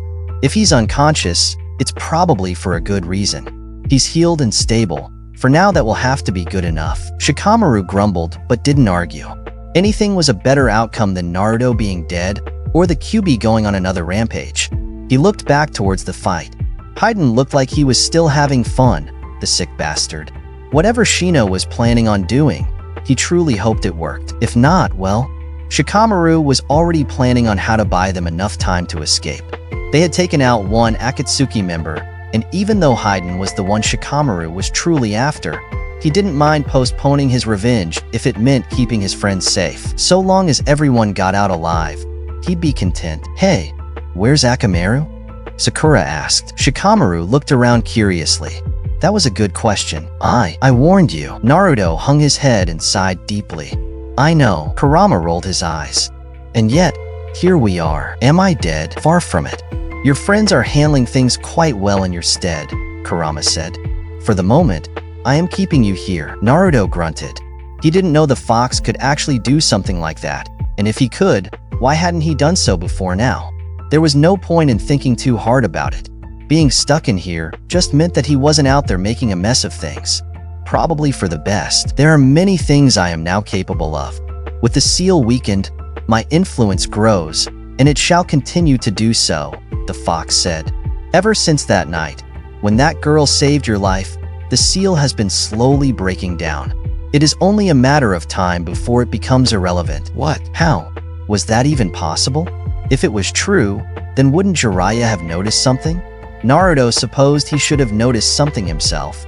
The way his body and chakra had been changing in recent years, the way Ino got concerned when he finally returned. He had thought it was all just a result of his near-death experience, a delayed response to the immense amount of Bijou chakra used to bring both Ino and himself back from their injuries. Was that not the case? When the girl weakened the seal enough for me to save your life, she inadvertently set in motion a course of events that even I could not have foreseen. Kurama reached out and tapped on the bars of the cage with a single claw. No doubt it was the reason your training has become of such importance to everyone. They wish for you to become strong enough to subdue me even after the seal fades completely. Not that such efforts will be necessary. Naruto looked at the piece of paper hanging on the cage. A small piece of one corner was missing, as it always had been since Ino tore it off. At a glance, that was all that was wrong with it, but as he looked closer, he noticed other changes. The paper was discolored, old and worn in appearance, with the kanji printed upon it visibly faded. If that were not bad enough, the bars of the cage itself were showing signs of age. Spots of rust that oozed faint traces of the beast's chakra, hairline cracks in the steel that did the same. Little imperfections that would have otherwise been harmless on their own were all adding up. Naruto swallowed the lump in his throat. Why didn't anyone say anything? Why didn't Jiraiya say something? Tsunade, Sakura, someone. Clearly his body was changing due to the chakra, so it wasn't as if there weren't signs of something being wrong. Telling you would amount to nothing but fear, of which you already possess far too much, Kurama said snidely. If the sage has not rectified the issue already, then there is nothing to be done. The outcome is inevitable. Nothing you or I can do will change anything. If that were true, then, so what? The seal is just going to fail and release you? Naruto asked. No way. There had to be something he could do. His father had entrusted him to keeping the QB contained. He couldn't fail that, not so early in his life. Kurama snorted. Calm yourself. The process is slow. It will still take years before the seal is completely gone. However, incidents such as this will only cost us precious time. The more of my chakra I am forced to use to keep you alive, the faster the decay. But it will fade, Naruto said. What happens then? Without the seal in place, there will be nothing to limit your access to my chakra. My power will be free to flow through you unimpeded, and should you prove incapable of controlling it, you will die. Naruto stood there for a minute, silently digesting the information. It was a lot to take in, even for him. Just when he thought the worst of it was behind him, When he thought being hunted down like an animal for what was inside of him was the worst that could possibly come of this burden, suddenly he's proven wrong. Couldn't the gods let him be right about something, for once? And if I can control it? He asked. Kurama growled softly. You won't. Despite the alterations to your body, and regardless of how strong you may become, my power is not something any normal human can control. Without my help, it will burn you up until it has consumed you completely. Then what the hell am I supposed to do? Naruto yelled. If he couldn't do anything to stop the seal from breaking down, and if he had no hope of controlling the fox's chakra, then what was the point in standing here wasting time? He could be out there, fighting to help his friends survive, or at least doing something other than being a burden. You will listen, just as I was forced to do when your cursed father explained this to me. My dad? Naruto of course knew about his father sealing a piece of himself within the seal. Ino had been very sure of what she had seen, and he had no reason to doubt her. What did come as a surprise was that the Kyuubi and his father actually spoke during that time. Not once had Kurama mentioned it. Fair enough, they weren't exactly friends, but a heads up might have been nice. Yes, your father. The only person who actually understands the inner workings of this seal, Kurama spat. It was he who warned me of the seal's condition, the outcome it would lead to, and it was he who dared to ask me to spare your life. The fox scoffed. Only a human would think a bijou would willingly kill a child. Wouldn't you? Come to think of it, Naruto hadn't taken the chance to ask much about the fox during any of their previous interactions. He had managed to learn the beast's name, but getting anything else out of him seemed impossible, if not unnecessary. He was starting to realize the error in his lack of foresight. Until now, the fox's cooperation seemed good enough, so he hadn't bothered pushing his luck. Kurama stared down at him. You're still alive, are you not? It would have been a simple matter to let you die many times, but here you still stand. Naruto crossed his arms and scowled. Kurama made a good point, but there was something else bothering him about this conversation. Why did you choose right now to tell me anything about this? Couldn't this have waited until my friends weren't in danger? Because you are a fool. Tell me, were I not able to hold you here against your will, would you have stayed to hear me out in full? There was an uncomfortable silence that was louder than any answer Naruto might have given. I promised your father I would not take advantage of the seal's condition to gain my freedom at the cost of your life. I cooperated, allowed you time, permitted you access to my power freely, all of which you have taken for granted. And now, you run to what could have been your death without a care for the consequences. I do care, Naruto yelled. I knew I could have died coming out here. The moment I became a shinobi, I knew any day could be my last, and I'm fine with that. But those assholes think Ino is your Jinchuriki, or at the very least know she's somehow connected. If they get away now, regardless of what happens to me, they'll hunt her down. Call me an idiot all you like. I don't care, but I couldn't just sit at home and wait for them to come after her. Kurama rolled his eyes. You are an idiot, but you are not wrong. If Akatsuki intend to do what I believe, then they will seek out any traces of myself and the other bijou. So long as they are active, the girl will never be safe. There was something unsettling about having the Kyuubi actually agree with him on something, but Naruto was quick to get over it. Stranger things had happened, so it wasn't worth getting caught up over. Exactly. So let me get back and help my friends. No, there is still much for us to discuss. My hold on you is fading, so you will regain control in time. However, I will not let this opportunity slip by me. The fox lowered his head and peered through the bars at Naruto. If you truly wish to keep that girl safe, if you wish to keep me contained within you, and not have your parents' deaths be in vain, then you will listen to what I have to say. For what it was worth, no one could blame Naruto for not wanting to trust the Kyuubi's words at face value. It wasn't as if he and the fox had gotten close over the years, nor had the beast ever attempted to explain itself. Still, it wasn't as if he was able to go anywhere at the moment. Annoying as it may be, it wouldn't hurt to hear Kurama out. Fine then, let's hear it. Kurama smirked. Let me begin with the deal I made with your father, and then we can discuss the matter of your mother. That made Naruto's stern demeanor falter. His mother? He knew she was the Kyuubi's vessel before him, but assuming the fox's attitude had been the same back then, Naruto couldn't imagine Kurama knowing much about Kushina. A trick? Not a trick of mine, Kurama said amusedly. You didn't think your father was the only one to seal a piece of themselves away within you, did you? No, she has been waiting for you. What say we don't keep her waiting much longer? Shino was, for the most part, a person of few words. That wasn't to say he didn't have much to say at any given moment, but growing up among his clan had resulted in a respect for the less obvious forms of communication. The Aburame were not an overly famous clan, a fact that they were very content with. Subtlety was the name of the game for a shinobi, and few embodied that idea more than the Aburame. Over the course of generations, they had perfected the art of communicating and developing a symbiotic relationship with various species of insects, all of which communicated in a variety of ways. As such, to say Shino, or anyone else from his clan, were oddly quiet, would be both correct and also hilariously incorrect. In truth, the Aburame were arguably worse chatterboxes than any other clan within Konoha. They simply preferred to communicate in ways few ever noticed. Some were in on it, to an extent. The Yamanaka knew about these alternative forms of communication, though thankfully had no way of reliably eavesdropping on any of it. The Uchiha were probably a little more aware of it back in the day, but they weren't an issue anymore. Not that they would have bothered to try and mingle with the Aburame. Surprisingly, it was the Inuzuka and the Hyuga who proved most amicable with the Aburame's peculiarities, which Shino supposed was part of the reason for his team's formation. The Hyuga, despite their uptight nature, and the Inuzuka, with their aloof demeanors, were both far more perceptive than they often let on. In the cases of Hinata and Kiba, both were exceptional, not only in their talent for their respective clan skills, but also in their willingness to accept Shino and his oddities. Over the years, the three of them had developed a strong friendship and method of teamwork.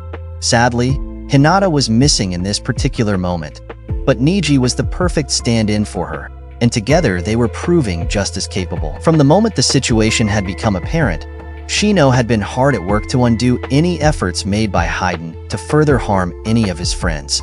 His hive had been significantly reduced in the fight with Kakuzu, so his actions were limited. Destroying the ritualistic circle was a simple enough task that required very few insects, but it was the next part that required some precision. Using his bugs to communicate with Niji wasn't quite as easy as it would have been with Hinata, but the Hyuga was a quick learner and trusting enough to go with the flow. Kiba was all too simple to impart his plan with. The main goal was rather ordinary: keep Hiden away from Naruto and Sakura, while also refusing to let him make another circle.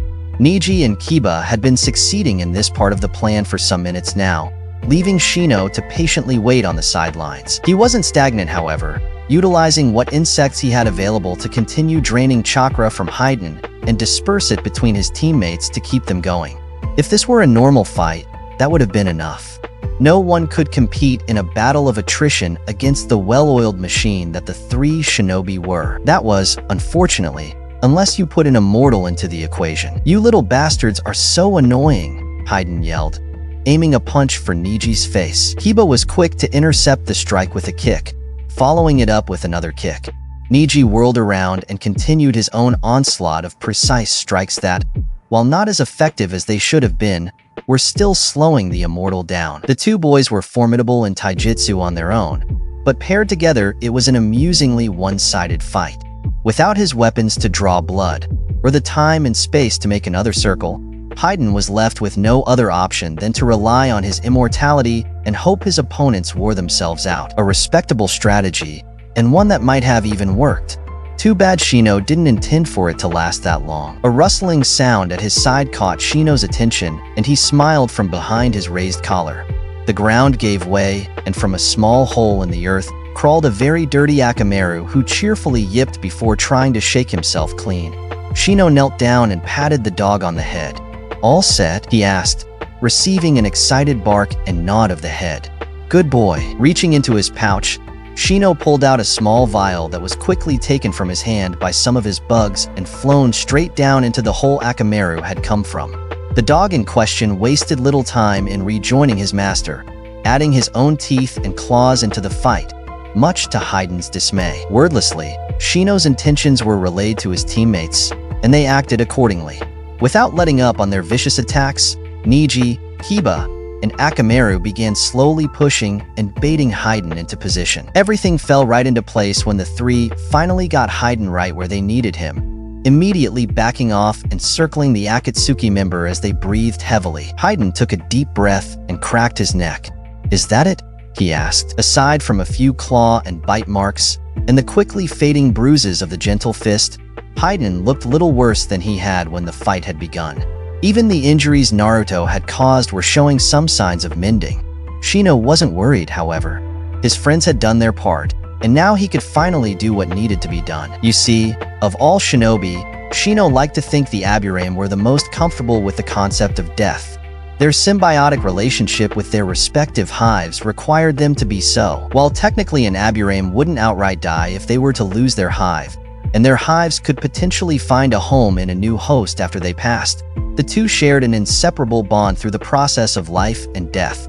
Due to the lifespan of insects, an Aburame's hive was always in a constant cycle of life and death. The nature of the relationship between host and tenant meant that the Aburame were keenly aware of this from a young age. In a way, it was a comfort for them, taking away much of the fear many other shinobi had to overcome in other ways. An immortal, who so blatantly spat in the face of the concept of death, was something that particularly irked Shino. It was for that reason that he felt it was his duty to remind such an individual of their place within the natural world. No one, and nothing, was exempt from the rules of nature. "I will offer you a chance to pray to your god, while you still can," Shino said. Hiden looked at him strangely. "The fuck? What's that supposed to mean? You useless brats aren't even close to getting one over me yet." Shino adjusted his glasses. Hiden hadn't even noticed what had been going on outside of the battle. Perhaps he had given the immortal too much credit. "All things die. It is the natural order. You are no exception. That's what you heathens think. But I alone have been gifted the right to transcend mortality. Lord Jashin has blessed me, and for that I promise to send all of your miserable souls straight to him." Hiden laughed, a mad and unsettling cackle. Whether or not this god, Jashin, actually existed, Hiden's devotion to it was disturbingly real, and the insanity that seemed to accompany said devotion was just as worrying. "I'm going to kill all of you, every last one, and then I'll hunt down your friends, your families, your entire bloodlines. Jashin will have everything. So long as I live, I will enact Jashin's will, and I can never die. You might as well roll over and give up. My victory is just a matter of time." Niji hung his head. "Please tell me I never sounded this bad." Kiba snickered. Maybe a little bit." Shino kept his opinion to himself. But yes, Niji was rather bad back in their youth. All that talk of fate could certainly get on people's nerves. He raced through some hand seals. The chance to pray to his god had been given and wasted. There was no point in prolonging what was to come. Earth style, Fisher. Shino placed his hands on the ground, and his preparations proved just as effective as he had hoped. The earth beneath Hiden cracked and crumbled, giving way as he fell into the surprisingly large hollow underneath. Even Shino was surprised by the size of the hole. He knew Akamaru was a good digger, but this exceeded expectations. At the bottom of the hole, Hiden shrugged off the pieces of earth that had fallen on top of him. "Very funny. Bury me alive. No one has ever thought of that one before," he muttered sarcastically. "Stupid fucking heathen bastards. Nothing but time-wasting cheap tricks. Fuck, it stinks down here." Shino stood at the edge of the hole and peered down into it. Kiba and Akamaru recoiled and moved away, with the former holding his nose. Niji's eyes widened as he too slowly backed away from the hole. The stench Hiden was referring to was none other than the result of years of careful testing and pheromone engineering conducted by the Aburame clan. Admittedly, Shino may have gone overboard by using an entire vial, but considering the circumstances, he figured that it was better to overdo it than fall short. To an extent, he was pleased at having the opportunity to try this strategy out. Shino had discussed it with his team before, but they had all deemed it too extreme to put someone through. No one would question him on using it this time. It took a surprising amount of effort to keep his own insects from reacting to the pheromones released, a testament to the intensity. Unlike most creatures, insects were surprisingly developed when it came to communication through pheromones, often able to mark things for various purposes with them. Nothing too complex, of course, but the messages were clear and unmistakable. Currently, the message Shino had marked the hole with, the message that was all over Hiden, was one that few insects would ignore. Food. Kill or be killed. Your god seems awfully human in its desires. Spilling blood and causing pain without reason or thought, Shino said.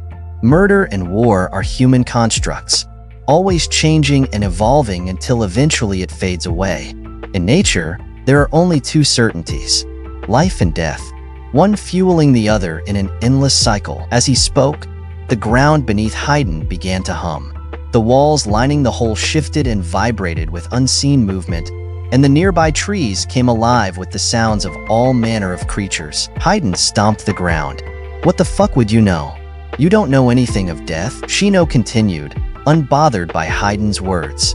You and your god have forgotten the most important truth of life and death, one that existed long before us humans tried to put reason and meaning to everything we do. It isn't a kill or be killed world. It's eat or be eaten. Whatever Hidden might have wanted to say was drowned out by a deep rumbling. Shino chose that moment to put some distance between himself and the pit. The rumbling got louder. The earth around the hole gave way to a sea of black that spewed in and swept Hidden away. His would-be screams died as the black mass filled his mouth. Wings fluttered against his skin. Thousands of legs crawled across and under his clothes. Pincers and beaks nipped at his open wounds. And despite how hard he flailed about, Hidden couldn't get away. From all around, above, and below, every insect within range of the pheromones responded in droves. Again, Shino would be the first to consider it overkill. But as the hole in the earth filled with a writhing mass of gluttonous hunger, he couldn't help but feel proud of his work. His clan would also be very pleased to learn how effective the results of their experiments could prove to be. Insects of all kinds and species, happily foregoing any previous issues or incompatibilities, all for the sake of a common goal. It was an overwhelming force, and maybe a bit cruel by most standards, but most notably, it was beautiful. Shino was grateful for his collar and hood that concealed most of his face. He didn't need his friends seeing the smile he was wearing right now. Ino had no idea what they would be stumbling upon when they finally caught up to the group. Everyone could have been dead, or maybe the Akatsuki duo were dead. Perhaps the battle was still dragging on and backup would be appreciated. In the end, she decided it was better to not let her imagination run wild. The only thing Ino could be sure of was that Naruto was still alive. The ever-growing pull on the Kyuubi's chakra told her that much, even if it failed to give her a good idea of what to expect of his condition. If Naruto was lucky, he'd be well enough to survive the ass-kicking he so rightfully deserved. The scene she and the team walked into was interesting to say the least. There was a giant hole in the ground, filled to the brim with a squirming mass of every kind of creepy, crawling, and buzzing creature that made Ino's skin crawl in all the worst ways. Shino was standing not too far from said hole, a notebook in hand as he furiously scribbled away. Kiba, Akamaru, and Niji weren't far behind, all watching on with varying degrees of horror. Ino would have joined them had it not been for the next thing she saw: Sakura and Shikamaru, kneeling beside an unconscious Naruto.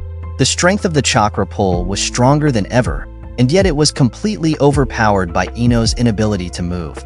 Her body was frozen in place, mouth dry, and eyes fixated on Naruto's chest. He was still breathing, that was good. But then why was Sakura wearing such an unsure expression? Why was Shikamaru doing his nerd pose? Where the hell were the Akatsuki? Well shit, looks like we walked into a mess. Least the brats are still alive, Anko said, looking around boredly. I'll take the creepy bug pit. Anko barely got finished talking before Ino sprinted in Naruto's direction. Sakura and Shikamaru were shocked at her sudden appearance, though not enough to keep them from moving out of Ino's way. She found herself kneeling beside him, one hand on his chest and another on his forehead. Sakura had been treating him, so there wasn't any doubt as to the quality of care Naruto had received. Ino herself couldn't dream of holding a candle to Sakura's skill with medical jutsu.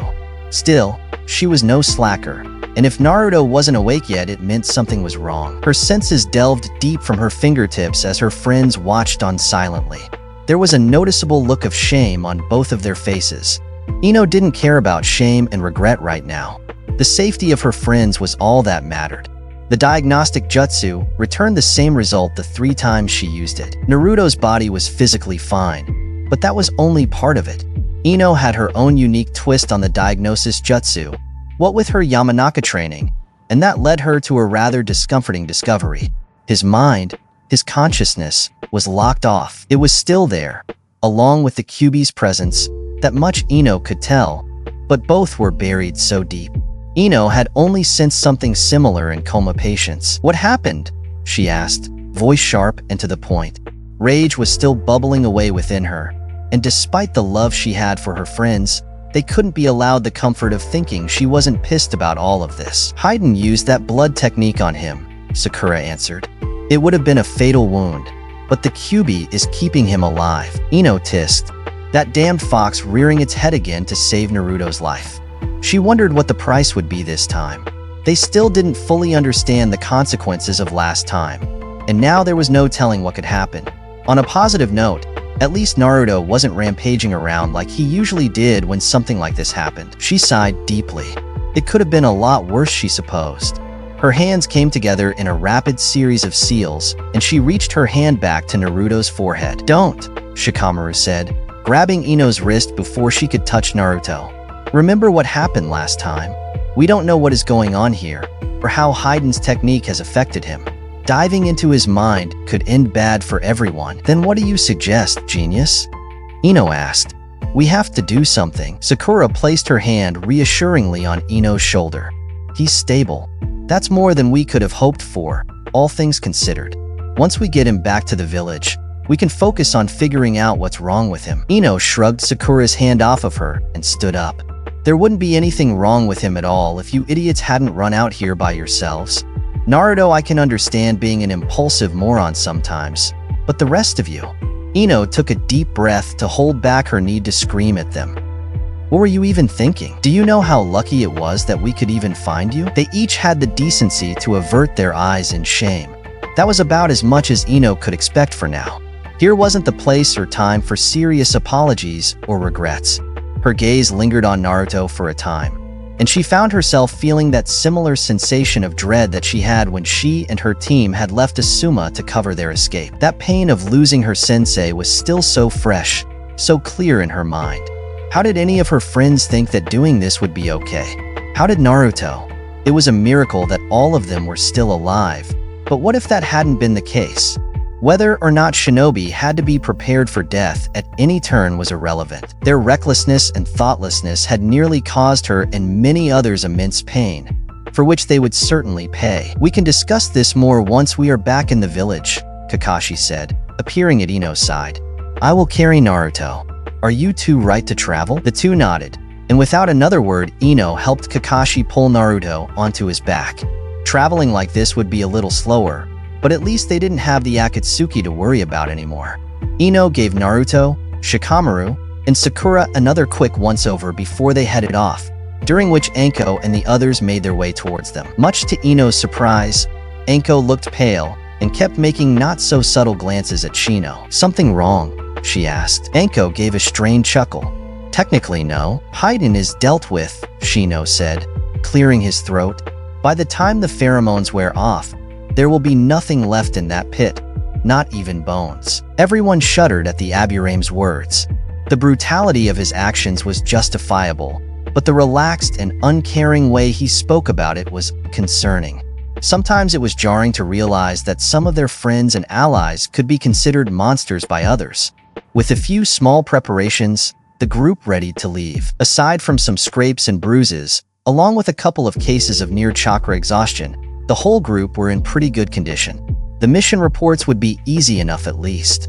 Just as they were about to leave, the constant churn of buzzing, crunching, and skittering emanating from the pit came to a sudden stop. Shino froze as his own hive began audibly buzzing from beneath his coat. "Shino?" Kakashi asked. Niji turned his Byakugan on and looked over towards the pit. "We should leave." "Leave." Hiden's voice was raspy and strained, barely heard from beneath the now unmoving mass of insects. A hand was the first thing to protrude from the hole, skin half-eaten, 2 fingers missing, and the bones of the forearm clearly visible in some spots. It clutched at the edge of the pit as Hiden dragged himself out. The rest of his body wasn't faring too well. Any wounds he had from before had been opened up and cleaned out with surgical precision. Flesh and skin had been stripped away in droves. It was a miracle the man was even able to move at all. As he crawled out of the pit, spitting out a mouthful of dead bugs, his one remaining eye glared furiously at the group. "You can't leave when things have only just started getting fun," he said, smiling at them. Clutched in his right hand, ripped from the gaping hole in his side, was one of his own ribs, jagged and sharp, and more than effective as a makeshift weapon. "You killed them," Shino said, looking down at the bugs at Hayden's feet. Hayden stomped down and twisted his foot into the ground, squishing the dead insects under his heel. "Hardly consider it killing. These soulless vermin aren't even worth sacrificing to Lord Jashin. Vile little creatures." He shook the rest of the dead bugs from his person, making sure to stomp some more into the ground for extra measure. "The rest of you, though, I'll make sure Jashin gets every drop of pain and suffering out of you before I take your worthless lives." It was a sickening sight to watch a living corpse threaten and insult you. Ino wasn't sure what to make of it, really. Part of her was enraged, furious that this asshole was still breathing in spite of everything, but another part of her was horrified. Just what would it take to kill someone like this? Seeing him standing there like this, it really put everything into perspective. Her team, Asuma, none of them stood a chance on their first encounter. And this was who Naruto had been trying to fight by himself? "Anything we should know?" Kakashi asked, shifting Naruto on his back. "Well, he's survived everything we've thrown at him so far. Not much else to know," Sakura said. Shikamaru pulled another set of kunai out. "If he can ingest your blood, he can make you suffer any wound he inflicts on himself," he explained. "Only thing that might work is cutting off his head, but I can't make any guarantees. Whatever we do, I don't think killing him should be our goal. Just stopping him will have to be good enough. We can still make it hurt the whole time, right?" Anko asked. "Yes." The world burst into motion. Anko went first, summoning a large snake that lunged at Hayden. Shikamaru's shadow followed, using the snake to extend his range as it closed in on his target. Kakashi palmed Naruto off to Neji and Kiba, who retreated to a safe distance. Meanwhile, Shino and Sakura joined Anko in charging headfirst into the fray. Hayden reacted, quicker than he should have been able to. He thrust his makeshift weapon into the snake's gaping mouth, piercing up into its skull and dispelling it. As it vanished, so too did its shadow, and Shikamaru's tendril of darkness fell a few feet short. Bone met steel as Hayden deflected Anko's kunai away from his neck and shoved her aside. Sakura's fist collided with his jaw, broken teeth spilling from his mouth as his head spun around with a sickening crunch.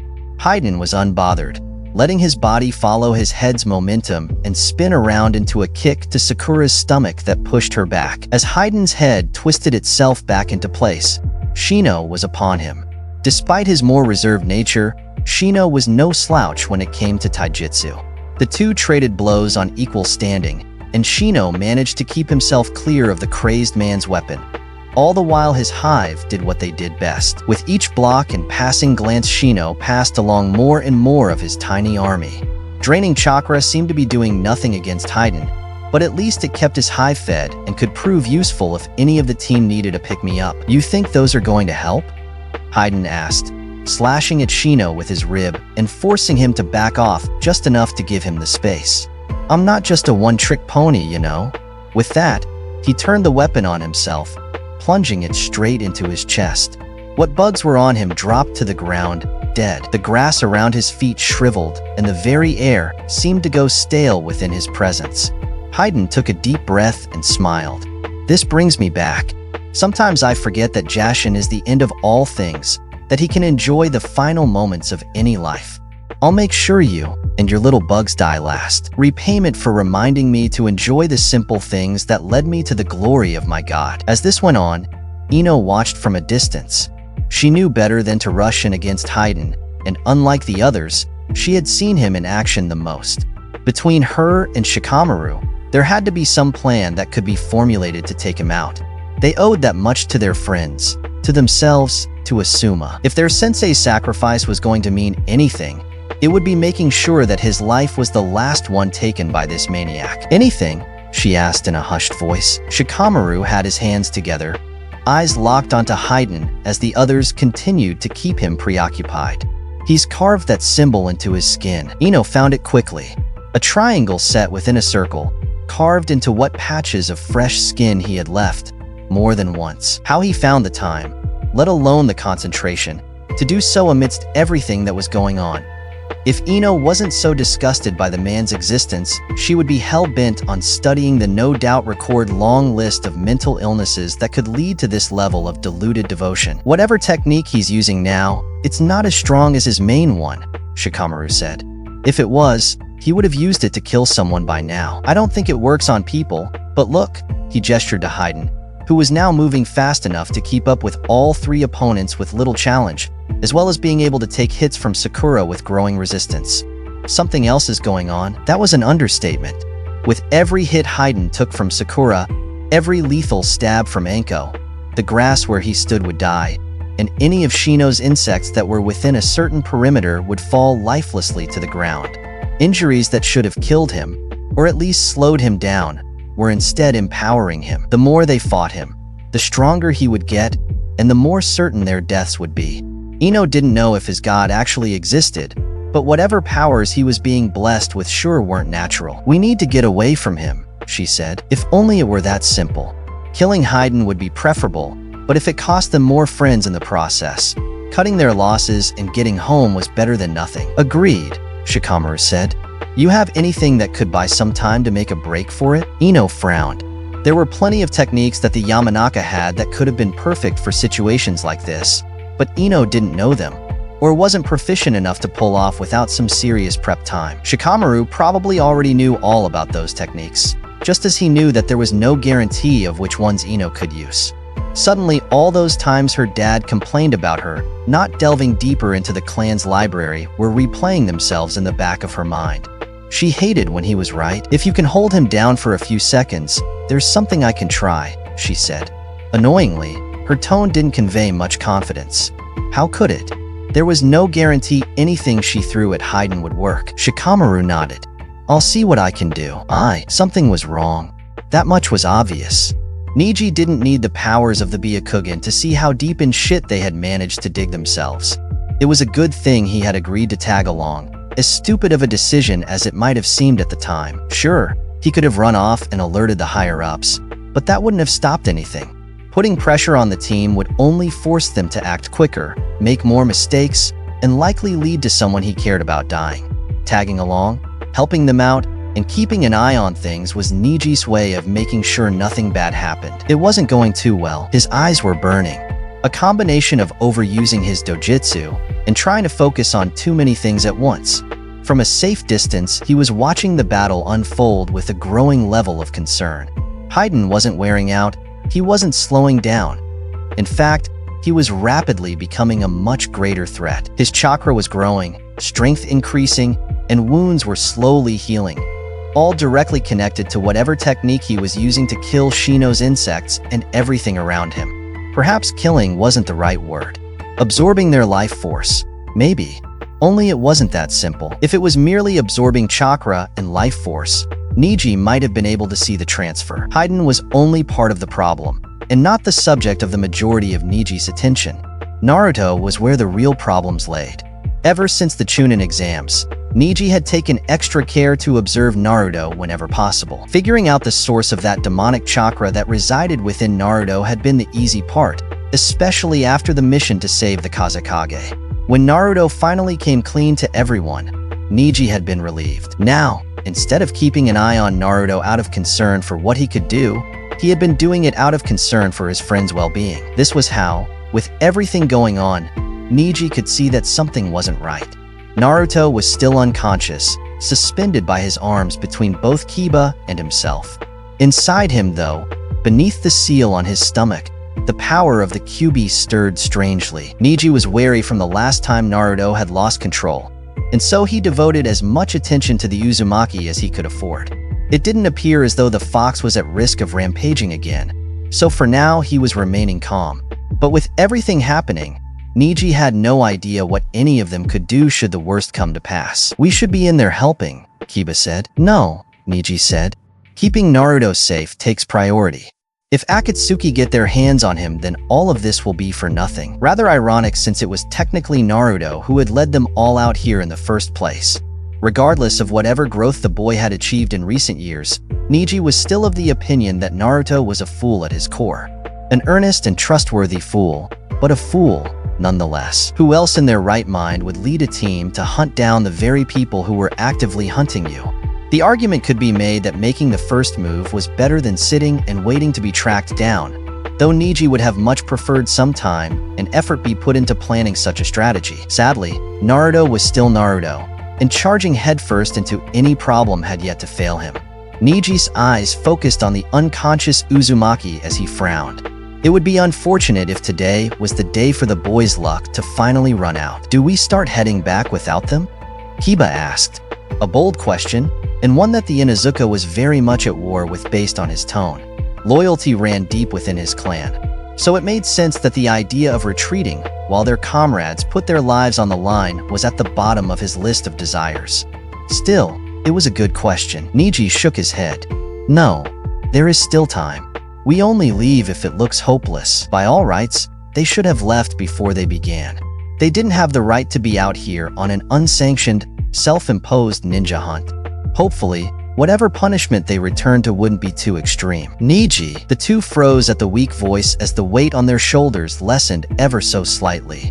Naruto shifted in their grasp, trying to find his own feet underneath him before Neji and Kiba helped him sit down on the ground. Easy, man, Kiba said.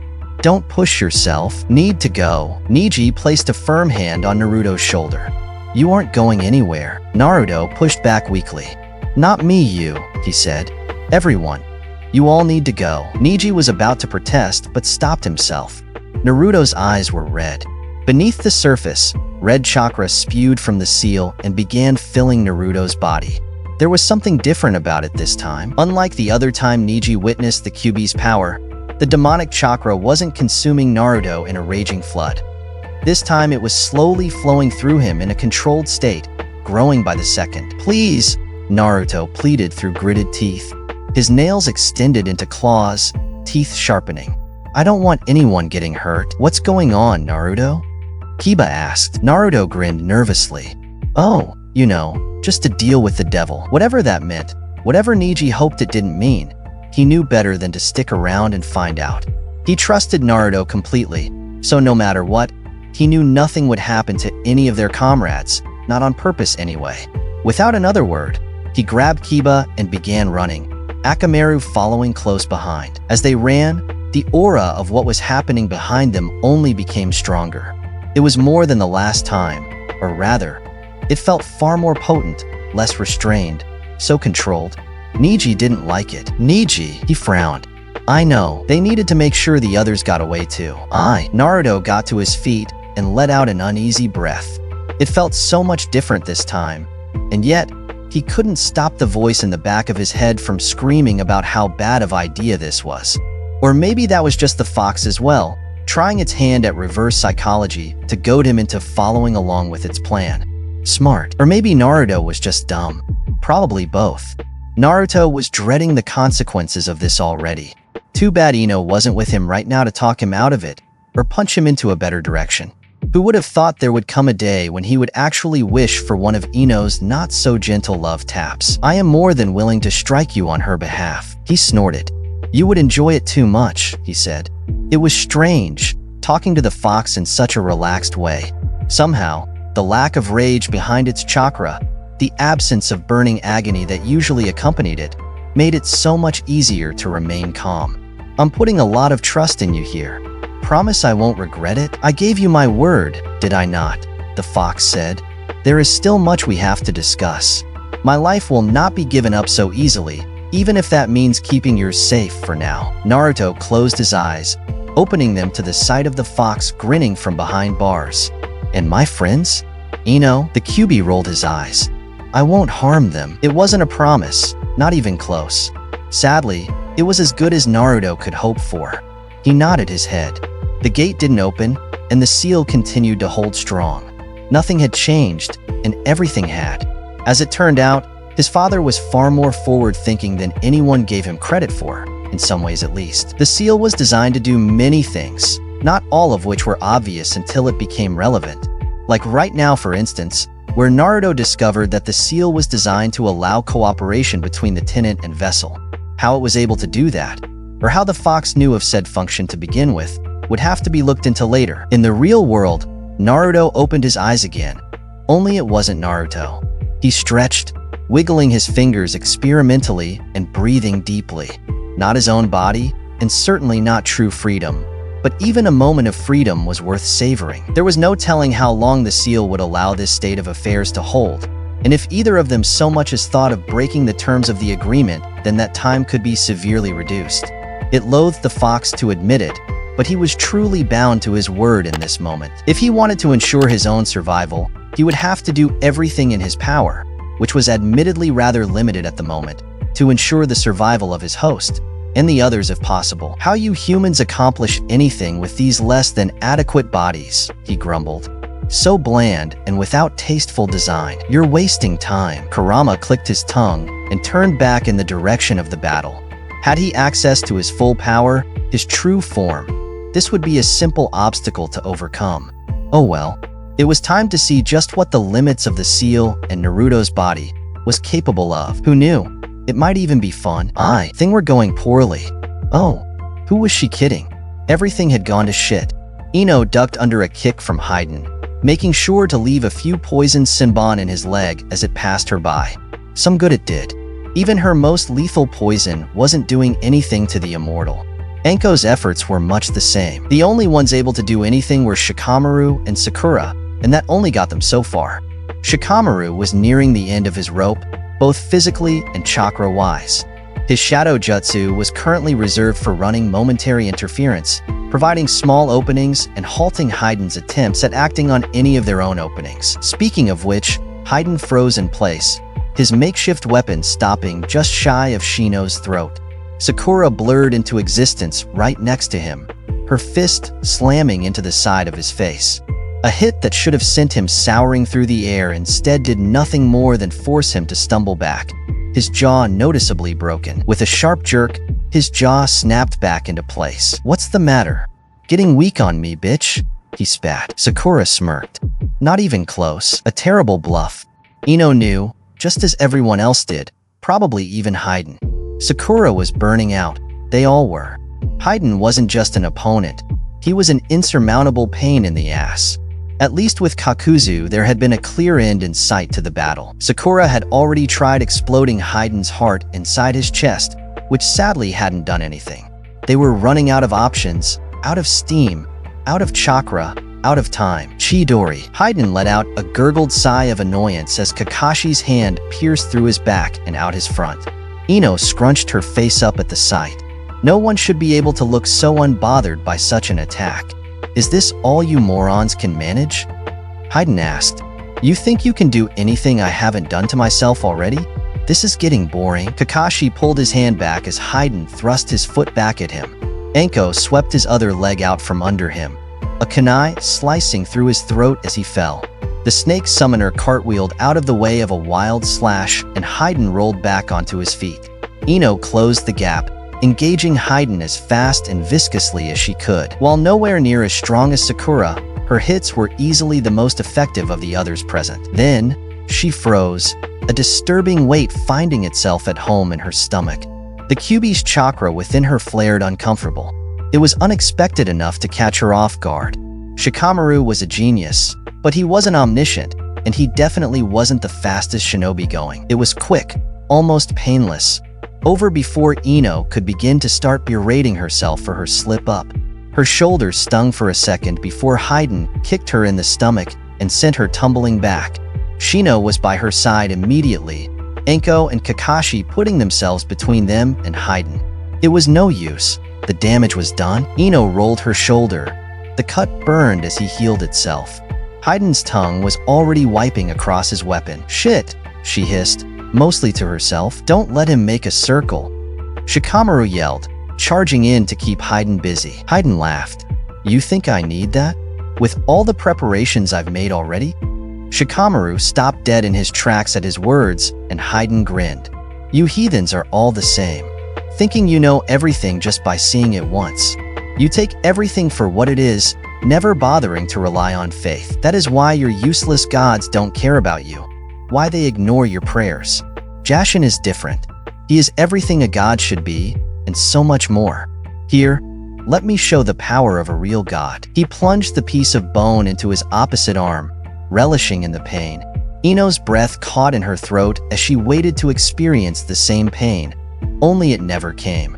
The chakra stirring away inside her stopped abruptly. Everyone looked at her questioningly, and Ino could do nothing but blink owlishly in confusion, an expression matched by Hidden. Enko's head snapped back and forth between the two. Was something meant to happen? What the fuck? Hidden cursed, stabbing himself in the stomach and watching Ino once more intently. Nothing. This doesn't normally happen. Enko snorted. I've heard that one before. Guess your god isn't as powerful as you thought, Shikamaru said. Hidden growled angrily and stabbed himself again. This time in the leg, his eyes never leaving Ino. Again, nothing happened. Ino was at a loss. She turned her attention to her comrades, only to find that none of them were looking at her anymore. She felt Shino practically buzz next to her as his insects reacted to something. Ino didn't have to wait long to find out what it was. You think this is what real pain feels like? Ino's eyes widened as she spun around to the voice, a voice she hoped she would never have to hear again. Standing there, behind them, was Naruto, or what should have been Naruto. His eyes were red, and he exuded an aura of power that didn't feel quite right. Wounds mirroring Hidden's self-inflicted injuries were already bubbling away to nothing beneath a carefully controlled sheen of red chakra. Of all the worst-case scenarios that any of them could have run through their minds, this wasn't one of them. Kurama? Ino whispered, earning the amused attention of the beast wearing Naruto's skin. As if to make things more uncomfortable, he smiled at her before returning his attention to Hidden.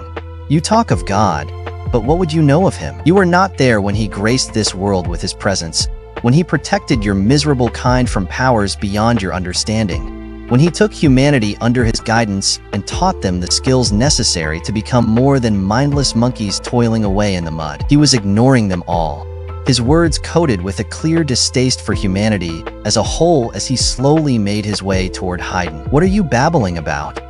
Hidden asked. You think changing your eyes is going to make a difference? I don't know how you're still alive, and I don't care. Jashin is the only true god.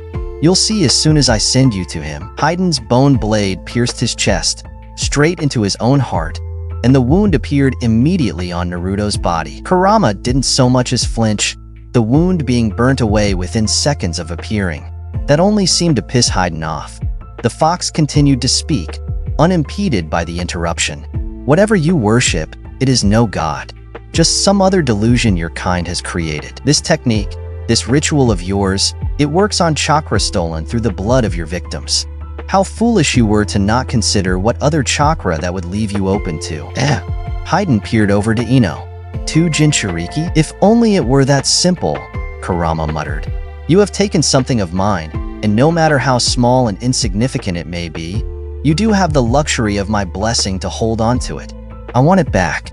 Now, as if on command, Hidden keeled over and threw up a concerning amount of blood. Unlike every other time that he received an injury, this one didn't elicit an expression of pleasure from the immortal. He still didn't look hurt, only confused and a little shocked. What the fuck? Ino had much the same question running through her own mind. She would have loved to take this opportunity to dive straight into Naruto's head, if not only to make sure that he was still okay somewhere in there, but also to get the answers to some hotly burning questions she now had. Sadly, it would have to wait. Niji and Kiba landed nearby, both just as unnerved by what was going on as the rest of them. They said something about Naruto making a deal, but Ino wasn't paying attention. Her focus was on the two staring each other down like 2 wild animals fighting over their prey. Hidden was a monster of the highest order, as far as humans went that was. The question now was how that type of monster compared to the real article. The Kyuubi was so much more than a monster, any idiot could tell that much. No man, nor any mortal creature, could hope to compare to any of the Bijou. Naruto's instances of lapse in control had given some of them a brief glimpse into the horror of what something like the Kyuubi could unleash. A glimpse into what their parents had faced all those years ago before any of them could remember. This wasn't anything like that. It was nothing like the previous outbursts. Nothing like the stories the civilians of Konoha still clung to after all this time. Nothing like the memories Ino had the honor of reliving from those who had been there that night. There was no rage, no bloodlust, no oppressive blanket of power pressing down on them. Ino knew what that meant. Naruto wasn't fighting to regain control, and the Kyuubi wasn't where he was out of force. It was strange. The idea of a perfect Jinchuriki had always intrigued her, but was this what that meant? Was this Naruto and Kurama finally coming to an agreement? Ino, she was shaken from her thoughts by a hand on her shoulder. "We need to go," Niji said. Normally, Ino would argue. Leaving Naruto here by himself, even with his current condition, was not something that should have been considered. And yet, Ino knew it was the right move. They regrouped quickly, paying careful attention to Naruto and Hidden. Ino cast one more worried look towards the two before they began putting some distance between them and whatever was about to happen. "I hope you know what you're doing, Naruto." Kurama was disgusted. Not in his current physical limitations, though that too was an uncomfortable thing to get used to. The hands were similar enough, albeit lacking the useful addition of claws. The mouth was all wrong. And don't even get him started on the lack of so much as a single tail. How his father was able to live in this kind of form was beyond him. Still, it wasn't all bad. Feeling the world through a living, breathing body was interesting. Even the pain the fool before him was attempting to inflict on him was a new experience. He felt Naruto's comrades retreat. Good. They were smart enough to know when they were not needed somewhere. Not that they were in any real danger. 1,000 years was enough time for anyone or anything to learn how to avoid collateral damage. Humans were the only ones who struggled with restraint in that regard. This human in particular, so messy, so careless, and frustratingly delusional. "I can smell her chakra, still lingering in your filth of a body," he said. He had known that some of his kin had been captured already, but now that he was facing someone directly responsible for the loss of one of his own, Matatabi may have been weak, but she didn't deserve that fate. Kurama was going to enjoy this. Hidden gave a blood-filled smile. "Oh yeah, that other bitch. You know, even though I didn't get to kill the bijou myself, it still felt good hearing it scream when we sealed it away. You seem like a real tough type. Wonder what your screams will sound like." Kurama smirked. "Only one of us will be screaming today." "You're right about that." Hidden rushed him. He reared his arm back to stab at Kurama, and the fox was almost tempted to let him succeed. A few lingering pains for Naruto to return to would be a good start to his payback on the insufferable boy. He thought better of it. The perfectly controlled shimmer of chakra surrounding him burst into action. A tendril of chakra formed out of his back and shot forward, piercing straight through Hidden and stopping him dead. The immortal struggled to push forward to no avail. He was strong, but it was useless. Kurama had to wonder how someone like this able to take down any of the bijou, no matter if they were sealed or not. Not by himself, that much was clear. "Go ahead, rip me apart. Lord Jashin won't allow me to die until I've completed his mission." Kurama rolled his eyes. "Tell me, where is your god right now? Can you hear him? Feel him? Do you even know what he looks like?" All such pointless questions, the answers of which Kurama honestly couldn't care less about. The man's delusions were of no consequence, though the actions said delusions evoked were problematic. "There is only one God for you pathetic humans, only one you need to revere so highly. He gifted you the power and knowledge to become more than animals, and look at what you have accomplished with it. Nothing but death and destruction wherever you roam. And you have the gall to call us monsters." Why the Sage of Six Paths deemed humanity worthy of his knowledge and guidance was still something Kurama could not understand. Of the few of their kind that were pure enough of heart to be worth paying attention to, fewer still possessed the strength or willingness to try and make the world a better place. More often than not, it was the twisted and cruel, like the man facing him, that rose to the top, poisoning the world around them with every breath. It would have been easier to rid the world of them altogether, and yet his father has chosen not to. Kurama wasn't convinced it was the right move, but he would agree that doubting the actions of the sage didn't sit right with him. There was still time to see what became of humanity before they ultimately destroyed themselves. "You done blabbering your blasphemy, heathen?" Hidden spat. The tail of chakra skewering him was visibly burning his flesh, the skin around the gaping wound turning black and flaking away into dust, though not nearly at a rate that it should have been. Jashin is the only true God. Death is the only real truth of this existence. I don't care what you are, even you will be claimed in time. That was probably the only half-sane thing this fool was capable of saying. Perhaps you are right, but it will not be today, and it will not be by your hand, that I can assure you, Kurama said. His tail twisted and coiled around Hidden, pinning his arms to his sides and bringing him within arm's reach of the fox. He grinned at the mad immortal in a way that sent a shiver up the man's spine. You said she screamed as you sealed her away? His eyes flashed with rage at the implications of such a statement. The Bijou were no strangers to pain and suffering, so the sealing must have been worse than anyone could imagine. For that alone this man would pay. Kurama would ensure to do all he could to protect the others of his kind from the same fate, even if meant working with the humans. I promise you, no matter how loud you may be, no one will remember your screams, Kurama said, his tongue gliding playfully over his sharp teeth. Do try to make it fun for me. It's been so long since I've had the pleasure of playing with my food. For the first time in a long time, Hidden felt a pang of fear flash through him. The world had turned to ash. Where there had once been trees and grass, a forest full of life, now there was nothing for a few hundred feet in all directions. The smell hit Naruto first, a noxious combination of smoke and burnt flesh. Then came the pain. Not the pain he had long since associated with his previous instances losing control of the Kyuubi's chakra, yet not anything Naruto would consider to be an improvement. His head pounded, each beat of his heart pulsing a new sensation of pain through his eyes and ears. He groaned as he struggled to sit up, his body aching in weird ways. Just what had the Kyuubi been doing with him? After a few seconds, he managed to regain some of his focus, enough to make sense of where he was. Sitting in the middle of a small crater, Naruto could only sigh in resignation. There was no way he could talk his way out of this one. Granny Tsunade was going to beat him to death for this, assuming Ino didn't kill him first. Shit, his friends. Was everybody still? They are fine, the Kyuubi said sharply, sounding slightly offended. The fox's usually booming voice might as well have been an exploding tag going off inside of Naruto's head with the way it made him keel over and fight to keep hold of his stomach contents. Please don't talk in my head, he whined.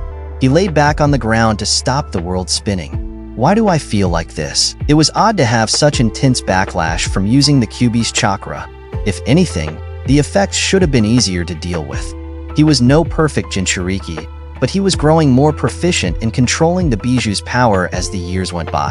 Had he messed something up somehow? Your body might be developing to handle my power, but your mind is still far too weak to contain my own for even a short period of time, Kurama explained smugly.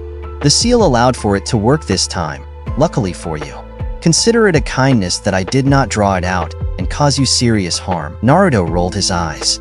It hurt to do so, but it couldn't be helped. Gee, thanks. Remind me to get you a bag of puppy treats from Kiba once I can move again. Korm growled. Do not patronize me. You are alive right now by my efforts. You would do well to show some gratitude. Any other being would have stopped saving your life after the first time you stupidly threw it away. Unfortunately, the fox made a good point with that. How did Naruto know it was a good point? Easy. It sounded suspiciously like the kind of thing Ino would say during one of her lectures. Gods help him if the two of them both became his voices of reason. He wasn't sure he could live with a voice inside and outside of his own head that delighted in pointing out all of his idiocy. Naruto wondered how the previous Jinchuriki dealt with the fox in moments like this. My previous hosts were not nearly as self-destructive as you. They were also strong enough to not need my help outside of the direst of circumstances. There was no need to talk, and the silence is a piece I am sorely beginning to miss. Hey, you're the one who keeps talking to me. If you want quiet, just say so. I would. If you would only stop putting my existence at risk with your actions, the Kyuubi said. This will be the last time I aid you in such a way. My agreement with your father be damned. If you refuse to take responsibility for your own safety, then I will not exhaust myself to keep you alive. Naruto took a deep breath. That was fair. He couldn't reasonably keep relying on the fox to always pull him out of a tight spot. It was easy to become complacent, and sadly the years spent with Jiraiya hadn't helped. The world's preconceptions of what a Jinchuriki was meant to be made things challenging. He couldn't blame the perverted sage for being focused on training him to try and control the fox though. The other villages had been harnessing their own Jinchuriki in very specific ways, so it made sense to match that, if only as a precaution. This little shit show proved just how short-sighted that thinking was. While this time Naruto had only lost access to the Kyuubi's chakra due to the Bijuu's own meddling, it had been proven several times now that there were many ways for a Jinchuriki to lose access to their Bijuu. The Akatsuki were made up of people specifically capable of dealing with Bijuu-level opponents. So if Naruto wanted to do any better against those that remained, he needed to be more than just a Jinchuriki, more than just a shinobi. He grumbled quietly to himself. It was time to finally confront some of his issues, and it was going to suck. The separation of shinobi and general village affairs was never so glaringly clear than when someone of some importance died in the line of duty. Shikamaru had known this since his academy days. His father had explained it all to him rather casually, which was understandable given the man's own extensive career. Still, Shikamaru had hoped that it wasn't quite so disheartening. Asuma had been his sensei, so obviously his death meant more to him than most. But he had also been the son of the third Hokage, one of the guardians of the daimyo, a man known throughout the nations. As he walked through the busy streets of the village, it was almost as if nothing had changed. Sure, some were moved by Asuma's passing, but many of them were shinobi themselves, and therefore had been prepared and conditioned for such things. Outside of some courteous and brief condolences, the world simply moved on. That was fine, Shikamaru supposed. He wasn't big on drawn-out displays of emotion anyway, so he was grateful that no one had dragged him into anything like that just yet. Then again, he hadn't exactly been around for anyone to target. The journey back from their little mission had been an interesting one. Quiet, surprisingly. Naruto had seemed off, though he assured everyone he was fine between his extended lapses of silence. Ino was furious, as anyone who looked at her twice could tell, but she was holding it in very well. Shikamaru pitied whoever was unlucky enough to be around when she finally felt it was safe to unbottle everything racing through her mind. He would endeavor to be as far away from that event as he could be. The others were as good as could be expected. There had been a sense of pride in the group at having completed what they set out to do. However, it was laced with the shame of how they had taken it upon themselves to do so. Going against the village, even for seemingly righteous reasons, had gotten more than a few promising shinobi of the past scorned, labeled as deserters, or just flat out dead. They all expected to return to some serious degree of punishment. So, imagine their combined surprise when Naruto all but threw himself at the Hokage's feet and claimed full responsibility. Shikamaru shook his head at the memory. Naruto was an idiot, a good friend, a loyal comrade, but a complete idiot. If he had planned to lie about everything and take the full blame when they got back, then he should have at least confided in the group so they could prepare a straight story. As it stood, no one had been prepared, and there wasn't a doubt in Shikamaru's mind that the individual mission reports everyone had been forced to fill out would be hilariously inconsistent. He had opted to simply write the truth and answer all questions honestly.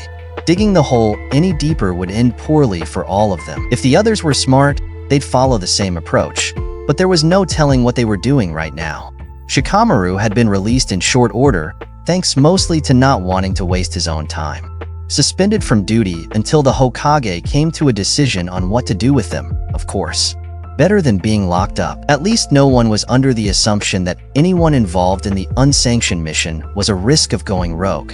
Prison just didn't suit Shikamaru, not unless his cell had a skylight, which was extremely unlikely. Shikamaru wasn't sure how things would turn out.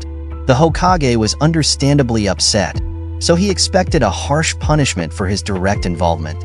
That just made his next move more important. He had to make use of what little time he had. If only he had walked slower, he might have put some time aside to work up the nerve to do what he needed to do. Instead, he had reached his destination all too soon and wasted his thinking time worrying about the team and the ramifications of their actions. And so, there he stood, at the front door of a modest house. Well, modest for a famous shinobi that was frozen in place. What would he even say? Were words necessary? Did she even want to see him right now? He sighed deeply. Now wasn't the time to shirk his responsibilities. His knuckles rapped against the door, and the next few seconds of his existence were spent in apprehensive silence.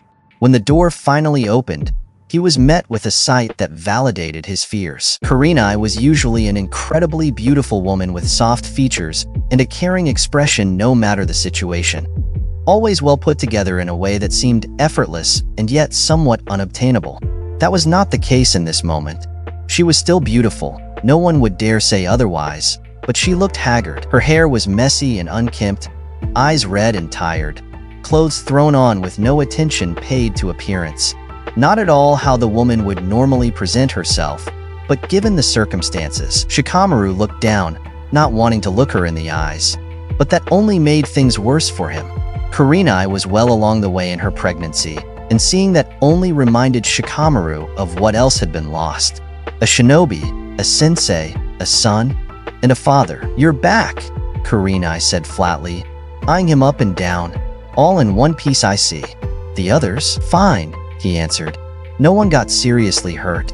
Okay, that might have been a lie, but Naruto had regenerated, so it was almost as if no one got hurt. Kurenai didn't need to know the gritty details. Kurenai nodded. "Good." Shikamaru's head jerked to the side as his cheek burned with a fresh handprint. Damn, she could slap hard. He turned back to her, wincing at the tears welling in her eyes and awaiting more hits to follow. They never came. "You are smarter than that," she hissed, her words somehow hurting more than the slap.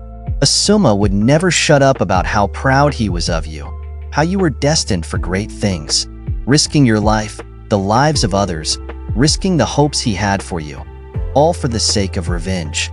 It does nothing but insult his memory, his sacrifice. How could someone so smart be so stupid?" He wasn't sure if she was about to cry or beat him to a pulp, or both at the same time. Either way, he wasn't going to stop her assault, verbal or otherwise. Shikamaru knew he deserved it. Kurenai didn't seem to appreciate his defeated disposition. "What would you have done had you lost anyone to this foolish cause? What if you had died? Do you think throwing away your life would make up for not being able to save Asuma? Do you think he would want that?" "No," he said quietly. Actually, now that everything was over, Shikamaru got the feeling that his first moments in the afterlife would be spent suffering his sensei's wrath for doing so. It was a few decades off, if he was lucky, so hopefully Asuma wasn't the type to hold on to things like that. "I'm sorry." He knew saying it was pointless. Before Kurenai could continue, he slipped his hand into his pouch and held something out towards her. "I just couldn't live with myself if we lost everything that day. Not the whole truth, yet not too far from it."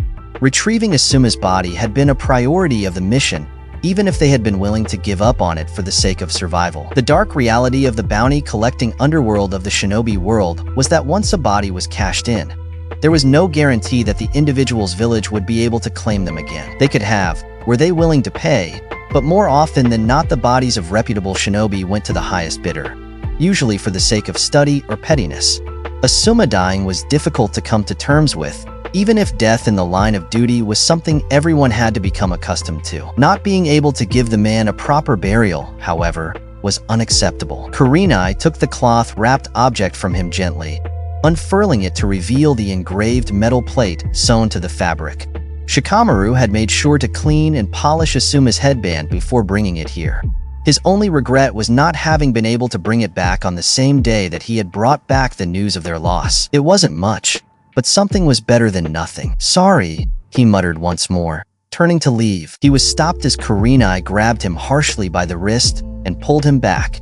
Shikamaru gave in easily, resigning himself to whatever was about to happen. Instead of another slap or harsh words, he felt her arms wrap around him as he was pulled into an uncomfortably tight hug. "Thank you," she said softly, pulling back with a pained smile. "But don't ever do anything like that again. You kids are some of the only things I have left of him now, so I better not lose any of you either." Here, she took the headband and tied it around Shikamaru's arm, just below his own. "I have enough reminders. You hold on to this one. A reminder to never let him down, even in death. Asuma gave his life to make sure his team made it back safe. So now it's your job to make sure his sacrifice was worth it." "That's a big job," he said, shoulders sagging a little more than usual. It wasn't to say that he didn't think Asuma's sacrifice wasn't worth it. Far from it, in fact. It was just that Shikamaru understood that in the eyes of many, the loss of a formidable jonin for the sake of 3 chunin, while noble, was likely not worth it. To change those views, to prove that Asuma had been right to choose them over himself, would take a whole lot of effort. Effort which, given any other circumstances, Shikamaru would have been loath to exert. Kurenai smiled at him. Then you better get to work. Shikamaru smirked. He always was the one being hounded to work harder. Guess now he didn't have a good enough excuse to fight it anymore. What a drag. Before he could react, Kurenai's hand shot forward and delivered a surprisingly hard flick to his forehead. None of that. He rubbed his head, painfully remembering why forehead protectors were called as such. Do you need anything before I go? He asked. I'm pregnant, Shika. Not crippled, she chided lightly. I was about to go and visit him again. Care to join? Shikamaru nodded and created 2 clones that quickly rushed off. They'll tell Ino and Choji where to find us, he said, holding his hand out to Kurenai. We can all go together. He had a lot of making up to do for his stupidity. This was only the beginning. You know, when you asked me to help you train, this is not what I expected, Shikamaru said. Naruto ignored the subtle undertone of that statement. Just because he had enormous chakra reserves and seemingly endless stamina did not mean that all of his efforts were devoted to excessive physical and jutsu-based training. Sure, it made up a vast majority of his time, but he was older now, refined, capable of enjoying the more delicate aspects of shinobi life. You are fooling no one. He ignored that too. Are you complaining? He asked. Shikamaru hummed. No, just pleasantly surprised is all. That tracked. To be fair, Naruto had been purposefully vague about why he wanted Shikamaru's help with training until they actually got out here. Here being a small hill located on the edge of one of Konoha's public parks, one of Shikamaru's favorite spots for cloud watching, and unsurprisingly, a very quiet place where few shinobi ever bothered to venture. In his youth, Naruto had never seen the point in places like this. Sections of land that were almost indistinguishable from a standard training ground, left for the civilian side of the village to tend to and make use of. It had seemed a little wasteful back then, but now he could understand the value in having space like this. The peace was unparalleled, and the lack of any significant chakra traces or shinobi in general made it all the easier to do what he needed to do. It had been just over a week now since their near-disastrous mission to take down the Akatsuki duo, during which time every member of the group that had participated had come to the conclusion that they were ill-equipped for what was coming. None more so than Naruto himself. The Kyuubi insisted on being a constant reminder of this fact, and one that Naruto could neither silence nor hide from. In the end, he had no choice but to concede and start putting some serious thoughts in how to overcome his fatal flaws for the sake of his friends and the village. Tsunade had made a good point when she had told him that the village needed a good shinobi more than a good Jinchuriki. As great as the fox's power was, the circumstances of the bijou being sealed made it all too easy for that power to be made irrelevant by those with the knowledge and skill. If he was going to keep his friends safe, keep the village safe, and somehow survive everything at the same time, then he was going to need a lot more than what he had at his disposal. Thankfully, the Toads had already given him a path to follow with the potential to solve at least part of his problem. So, this Senjutsu, can anyone learn it? Shikamaru asked. Whether his curiosity was sincere or merely born of boredom was up for some debate. But so long as the lazy Nara didn't doze off and lose focus on Naruto, then questions were a fair trade. At least Shikamaru wasn't quite as harsh with the Elder Toad's sage training rod as Fukasaku was, or Ino. Naruto shrugged. Not sure, he answered honestly. I guess technically, yes, anyone could learn it, but I think the price of getting it wrong might dissuade most people from trying. Shikamaru stared at the rod in his hand. You mean partially turning into a toad? Nah, that's just getting the balance wrong. If you really mess it up, you go full toad, then you turn to stone. Naruto still got unnerved every time he got a glimpse at the sage training area at MT Mayaboku. Even knowing the risks and having a pretty surefire way of avoiding that fatal outcome, he'd be lying if he said he was completely confident in pulling it off. There wasn't the option of failing anymore though. He had to succeed. He needed to get stronger. Everyone was counting on him, whether they knew it or not that they would admit as much. I see why Ino was so annoyed with you when you first got back to the village, Shikamaru said. If you were a smarter man, you might have held off on jumping straight into a form of training that could kill you. You know, all things considered, if only the world would give him enough of a break to do exactly that. Some time off would be awesome. Now that Shikamaru mentioned it though, "How is she?" Naruto asked, cracking an eye open to peer at his friend. Shikamaru laughed softly to himself. "Ino is Ino. Grumpy and bossy on her best days," he said. "She isn't alone this time. Choji is upset with me too. They are both hurt that I didn't think to include them on the revenge. It's not so bad really, and not nearly as bad as you've got it." He lazily met Naruto's eyes with a sympathetic look. "She's still not talking to you?" Naruto let himself fall out of his meditative position with a loud sigh. More or less, he couldn't blame her, honestly. He had messed up big time, and crying about the consequences of his actions wouldn't get him anywhere.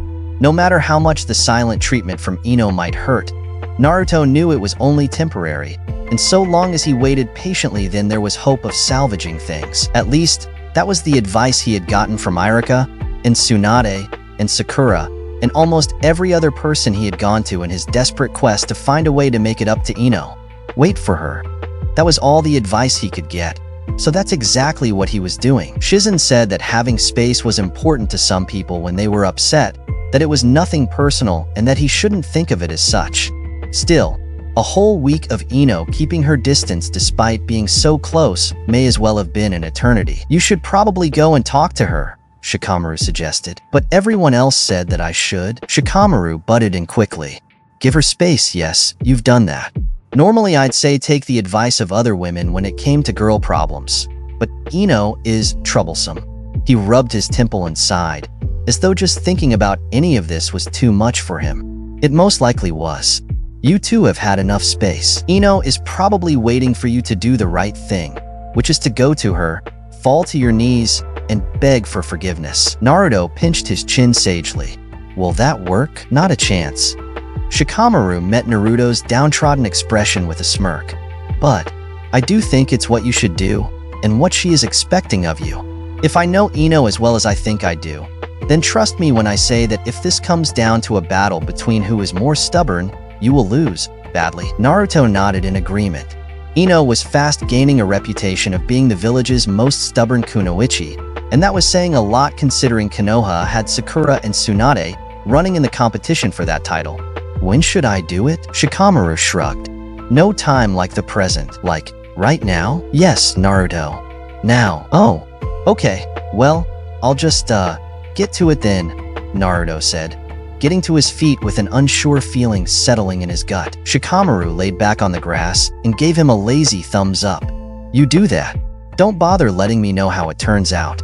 I'll find out soon enough." Naruto laughed sheepishly and spun around awkwardly, trying to think of where the best place was to find Ino at this time of day.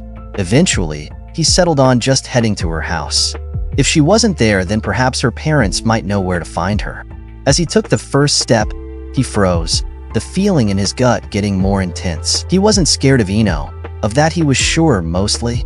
What he was scared of was making things worse, of having no one but himself to blame should things fall apart any more than they already had. If he was going to do this, then he had to do it right, which meant he had to be prepared going in. A difficult requirement considering his penchant for running into situations headfirst and worrying about a plan later. And so, turning back to Shikamaru, he asked, "What exactly am I apologizing for?" Tsunade's fingers drummed irritably against the cold steel of the operating table. Never before had she been so puzzled by a body placed before her, but this corpse had her truly stumped. She hesitated to call it a proper corpse, yet it was just bits and pieces of a body, brought back to her by the team that had taken down the Akatsuki duo, but showing no clear signs of decay despite having been left sitting for the better part of a week. Actually, there were signs of the pieces trying to regenerate to some extent. Tsunade wasn't quite game enough to stick the pieces back together, if only to sate her curiosity, but she could hazard a guess that the supposed immortal was exactly what he boasted to be. In other words, that one was best left in cold storage until she could devote some actual time to assuring safety protocols. In the meantime, her attention switched over to the other body, one that was notably more intact than the other, if you could call this intact. Flesh and organs replaced by strange tendrils of fabric and tendons. Some parts still maintained the typical structure of muscle fibers, but a vast majority had fallen limp with the host dead. Tsunade would have loved to dissect this one, while he still had all 5 hearts. Seeing how a forbidden jutsu of this caliber worked, Being able to deconstruct its nature and functions, it would have been a meta-extreme, possibly resulting in a textbook or two being written on the subject. Sadly, it wasn't to be. Lady Tsunade? Yes? Tsunade kept her back to Sakura as the girl entered the morgue. You summoned me? Sakura said uncertainly. Tsunade hummed. I summoned my apprentice. Whether or not you are still fit to hold that title is yet to be seen, she said, glancing back to see the girl hang her head in shame. You've been taking your punishment at the hospital well. Everyone there is still singing your praises since you got back. Not that I expected anything less of you. Sakura bowed. Thank you, Lady Tsunade. It wasn't meant to be a compliment, but oh well. Tsunade wasn't in the mood to yell and scream at anyone today. All the members of the team that had chosen to run off on their little self-imposed mission of revenge had been dealing with the consequences of their actions silently and without complaint. Well, except for the Nara boy, but Tsunade was fairly convinced that complaining was his natural state of being. They had all been confined to the village walls, condemned to do only the worst of D-rank missions available, and loaded up with any and all extra duties that could be found. Sakura, for example, was currently at the mercy of the nurses and medical staff of Konoha Hospital. Outside of her usual duties, she was required to do anything and everything requested of her, right down to scrubbing bedpans if need be. So, I've read the reports, all of them. I've heard you all out, in an official sense that is. But now I want to hear what you actually have to say for yourself. As she spoke, Tsunade didn't stop fiddling with the corpses and taking notes. After a few seconds of silence, she stopped and looked up at Sakura expectantly. Well, Sakura looked terribly confused. What I actually have to say? Tsunade nodded. Yes. Tell me why you thought it was a good idea to accompany your friends in their unsanctioned mission. Tell me why you betrayed my trust and chose not to bring the matter to me immediately. She smirked at the way Sakura tensed at the request. The conflict between one's duty as a shinobi and the desire to aid their comrades was a difficult one. Many strong men and women had fallen at the hands of the wrong choice in the moment. The White Fang came to mind, though Tsunade didn't bother bringing it up. Sakura was Kakashi's student, so if anyone knew of that history, understood the importance behind it, it was her. Forgive me, Lady Tsunade, Sakura said, bowing lower in shame. I know I should have come to you and warned you of what my friends were planning to do, but… Tsunade coaxed. Sakura stood back up straight, emotions schooled and eyes hard. But they are my friends. I knew nothing would have stopped them from leaving, and had I taken the time to warn you, it would have only pushed them to move faster and take further risk, she explained. I chose to go with them, to keep an eye on them and keep them safe, to use the skills you taught me to make sure I didn't lose any of them. I am ashamed of my actions, but I do not regret them in the slightest. Given the choice again, I'd do it all over. There was something to be said about Sakura's growth, as both a kunoichi and a woman. Tsunade still remembered the incompetent wimp that had come begging for her tutelage only a few years ago. The girl that stood before her was a far cry from that Sakura Haruno, and Tsunade couldn't be prouder. Not that she would say that aloud. Sakura's head was big enough, both literally and figuratively, without her ego being fed. Tsunade took a step forward and matched Sakura's hardened stare, eyes flickering up to the Konoha headband adorning her forehead. Sakura had taken to wearing it properly this week, as if to remind herself of her place within the village. Remove your headband, Tsunade commanded. For all her strengths, Sakura was too quick to crack. Her face immediately fell as realization flashed in her eyes. Hesitantly, she reached up and untied the symbol of the village, letting it fall delicately into her hands before she folded up the fabric and gave it one last longing stare before holding it out to Tsunade. I accept whatever punishment you deem fitting, Lady Hokage, she said, closing her eyes in resignation. Tsunade didn't hesitate, her hand shooting forward as her middle finger tensed against her thumb. Then, like a spring, her finger shot out, smacking Sakura right in the middle of her forehead with enough power to make the girl stumble back and fall to the ground. Tsunade had to hold back a laugh as Sakura looked up at her with the most dumbfounded look. That is for making me worry. Next time, leave a note at least, or send Kitsuya with an explanation, Tsunade said crossly, holding out a hand and helping Sakura back to her feet. Pull another stunt like that, and the next one will put you through the wall. Sakura rubbed the quickly reddening spot on her forehead and winced. Of course. I promise it won't happen again. She looked at the headband in her hand. So does this mean? Tsunade waved her off dismissively. Yes, you're still a shinobi. I'd have to be stupid to get rid of one of my best medics, especially after what you just showed me. Seeing that Sakura's confusion only grew, Tsunade continued. A medic is much more than just a shinobi. When I began, I vowed to do everything in my power to heal anyone I could, no matter the circumstances. Orders, the mission, my reputation, none of those were more vital than making sure I could save any life that I could. When you began your tutelage under me, I made you swear to follow that belief. You agreed, of course, but I could see that you weren't quite committed to it. That was until now, Tsunade said. You chose the lives of your friends over your duty to the village. You came back knowing you might face all manner of consequences, and you stood here and proudly stood by your decision. The more Tsunade spoke, the more Sakura seemed to be catching on to what she meant. Good. Tsunade didn't want to have to spell it all the way out for the girl. As soon as it looked like everything had clicked into place in Sakura's head, Tsunade patted her on the head approvingly. You did well, she said. I'm proud to call you my student, and I look forward to seeing you perform just as well in the future. Just don't make me worry again. Like I said, a note will suffice. Sakura let out a breath and relaxed, smiling at her sensei. Does that mean I can return to just doing my normal duties now? She asked hopefully. Tsunade returned the smile. No. And just like that, she shattered her dear student's hopes. Her smile widened. This must have been the joy Sarutobi had felt when he tormented Jiraiya back in the day. She could see the appeal. No matter how proud I am of what you did, the how is what truly matters.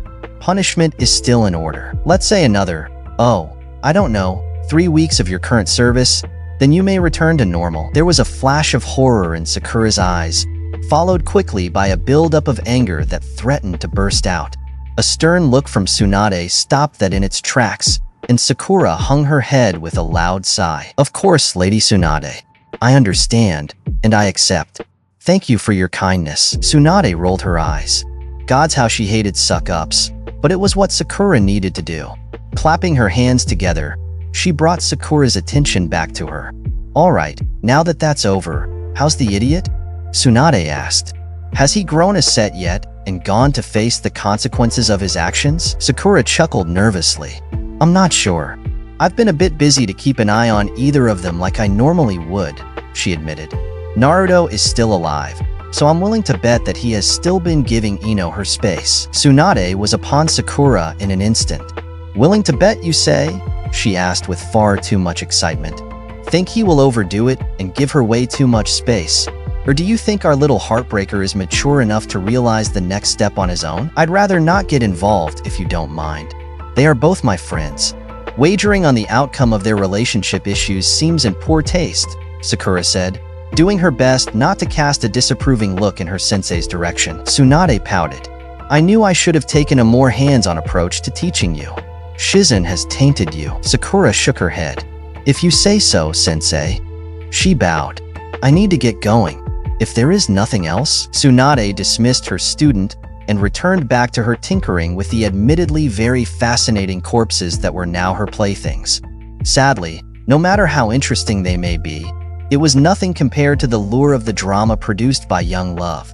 It didn't help that it involved Naruto, who she had taken a vested interest in. After a few minutes of getting nowhere, Tsunade realized she needed to satiate her curiosity before she could focus. Now, who else in this damn village would be ready to put some real money on the line? When Naruto found himself nearing the Yamanaka home, he was surprised to feel his heart rate increase with every step closer he took.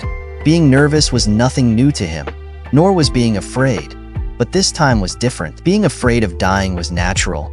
Being nervous about failure was to be expected. Being absolutely terrified of finding out if he had royally screwed things up with the woman he loved?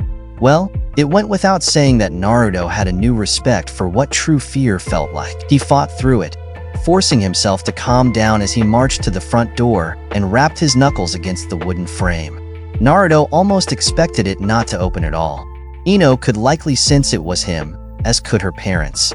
She was pissed, and if she had told them of what he had done, then they would be pissed too. They might just leave him here to wallow for all he knew. Then, The sound of a lock unlatching made his ears twitch. The door opened, and while Naruto sorely hoped to be greeted by Ino, angry or otherwise, he wasn't exactly disappointed to see Himiko standing in the doorway. "Oh, Naruto." "Hello, dear," Himiko greeted happily. "We hadn't seen you in a while. I was beginning to worry. Did you just get back from a mission?" Naruto scratched his head sheepishly and grinned. Not exactly," he answered. "Great." So Ino hadn't explained everything to them. He didn't know if that was a good or bad sign. Maybe both. "Is Ino around?" Himiko shook her head. "She's just out on a little errand for me. Won't be long. You're welcome to wait here for her if you'd like." "No, that's all right. I don't think Ino would appreciate." "Nonsense," Himiko interrupted, grabbing Naruto by the wrist and pulling him inside with little effort. It wasn't until she had sat him down at the dining table and taken a seat across from him that the look on her face became much more knowing.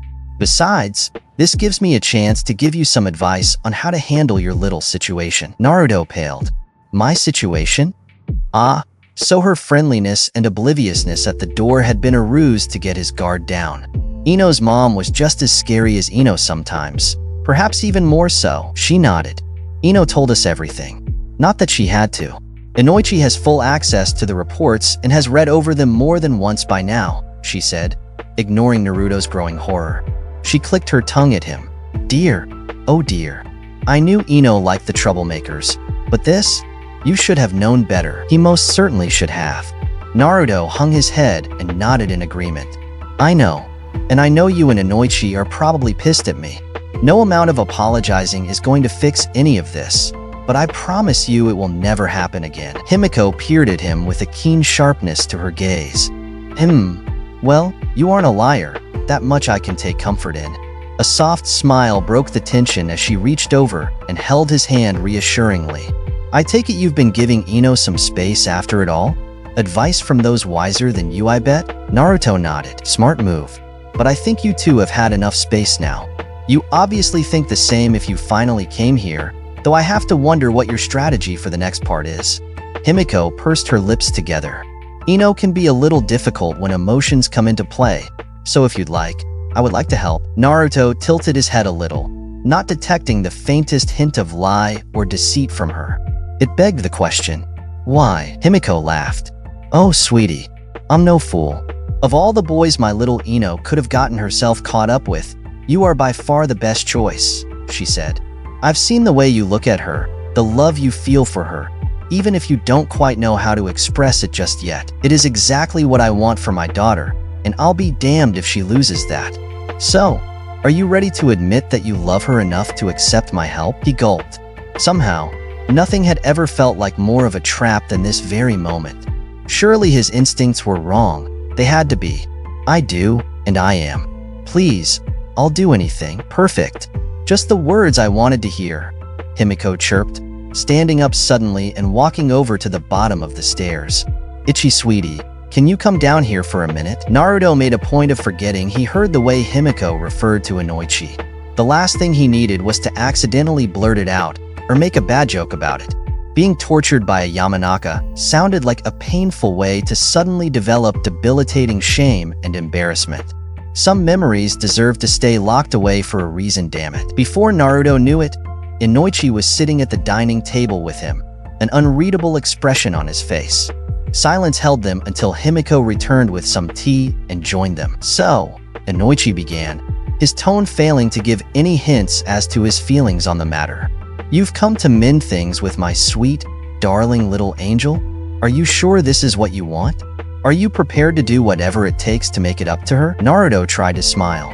Konoha was experiencing a warmer than usual summer. So why had he worn his jacket today? How did he explain that was the reason he was sweating without it sounding like a cover-up? Nope. An impossible task. Ino's parents could see straight through him, so why even try? "Yes, sir." Inoichi stared at him with narrowed eyes for a moment before smirking. "You may live to regret that," he said ominously. "If you really wish to earn Ino's forgiveness, you will need to make use of a Yamanaka secret technique normally passed down from father to son. You may be no Yamanaka, but I see this as a worthy cause, so I am willing to teach you." Now that caught Naruto's full attention. A secret technique? A clan's secret technique? Inoichi was just going to teach it to him? What in the world was happening? Was Ino's anger that serious that he needed to learn a jutsu just to get back in her good graces? As Naruto raced through possibilities in his head, he failed to notice Inoichi's expression grow ever so slightly evil. First things first, he started, regaining Naruto's attention. Tell me, Naruto, how good are you at begging? Naruto blinked. Ino sighed as she opened the door and let herself in. Her little day of running errands for her mother had proved to be just as uneventful as she had expected, though some part of her was disappointed that she hadn't run into a familiar face. One in particular, that was. While having her space to process everything had been nice, Ino would be lying if she said she hadn't been somewhat disappointed in not seeing Naruto around. She was still mad, of course, though it was nothing now compared to how she had felt on the day. Just lingering embers that occasionally sparked an irate thought or two throughout her day. As could be expected, Ino was far too upset to hold onto her anger with Naruto. Asuma's passing had affected her more than she had first thought, and so most of her days had been spent processing that pain and working her way through the grief in her own way. Which reminded her, she really ought to check in with the boys at some point. Make sure they were all right after everything. Ino was on autopilot as she kicked off her sandals and moseyed on into the kitchen. She didn't even blink twice at her parents sitting and having tea, nor at Naruto sitting with them. "Hey," she greeted, dropping a few small shopping bags onto the counter. Her mother could worry about unpacking and sorting through it all. Ino had already done her part in fetching it all. "I'm going to lay down for a bit. Let me know if you need me." She left them to it, managing to reach the bottom of the stairs before her mind finally shifted into action. With a predatory caution to her movements, Ino backtracked slowly until she was standing in the kitchen doorway, staring at the three with narrowed eyes. Her parents, check. Naruto, also check. Were it not for the obvious aura of barely concealed fear emanating from Naruto, Ino would have thought the three were conspiring against her. Still, it paid to be safe. "Something going on I should know about?" she asked, watching her parents suspiciously. It was no secret that her parents liked Naruto. Ino was actually happy about that. But if they thought they could step into her relationship and try to fix things that had nothing to do with them, then they had another thing coming. Himiko disarmed her with a knowing smirk. "Nothing nefarious. Don't worry." Ino was unconvinced. Crossing her arms, she pinned Naruto with her gaze. "You finally showed up. I imagine you have something you want to say?" Naruto nodded dumbly and opened his mouth to speak, only to snap it shut as Ino made a pinching gesture with her fingers. "Not here. Follow me," she said. Naruto was up and at her side in an instant. Meanwhile, Ino gave her parents one final glance. They each looked far too calm, too pleased with themselves. It didn't sit right with her. "I'll be back to talk to you two later." "Of course, dear," they chorused in unison. Ino marched to her room with Naruto in tow, closing the door behind them and making sure to activate the privacy seal. She had finally managed to convince her father to allow be placed on her room. She loved her parents, but they were nosy enough without being able to eavesdrop on whatever went on in her personal space. Taking a seat on her bed, Ino crossed one leg over the other and placed her hands on her knee, looking up at Naruto with a flat expression. Well, she reminded herself that she wasn't actually all that mad at him anymore, but he didn't know that, and he certainly didn't need to be let off the hook just yet. Ino wanted him to squirm a little more. With that in mind, Ino was completely unprepared for when Naruto got down to his knees and dropped his forehead to the ground at her feet. "I am sorry," he said into the floor. "What I did was selfish and stupid.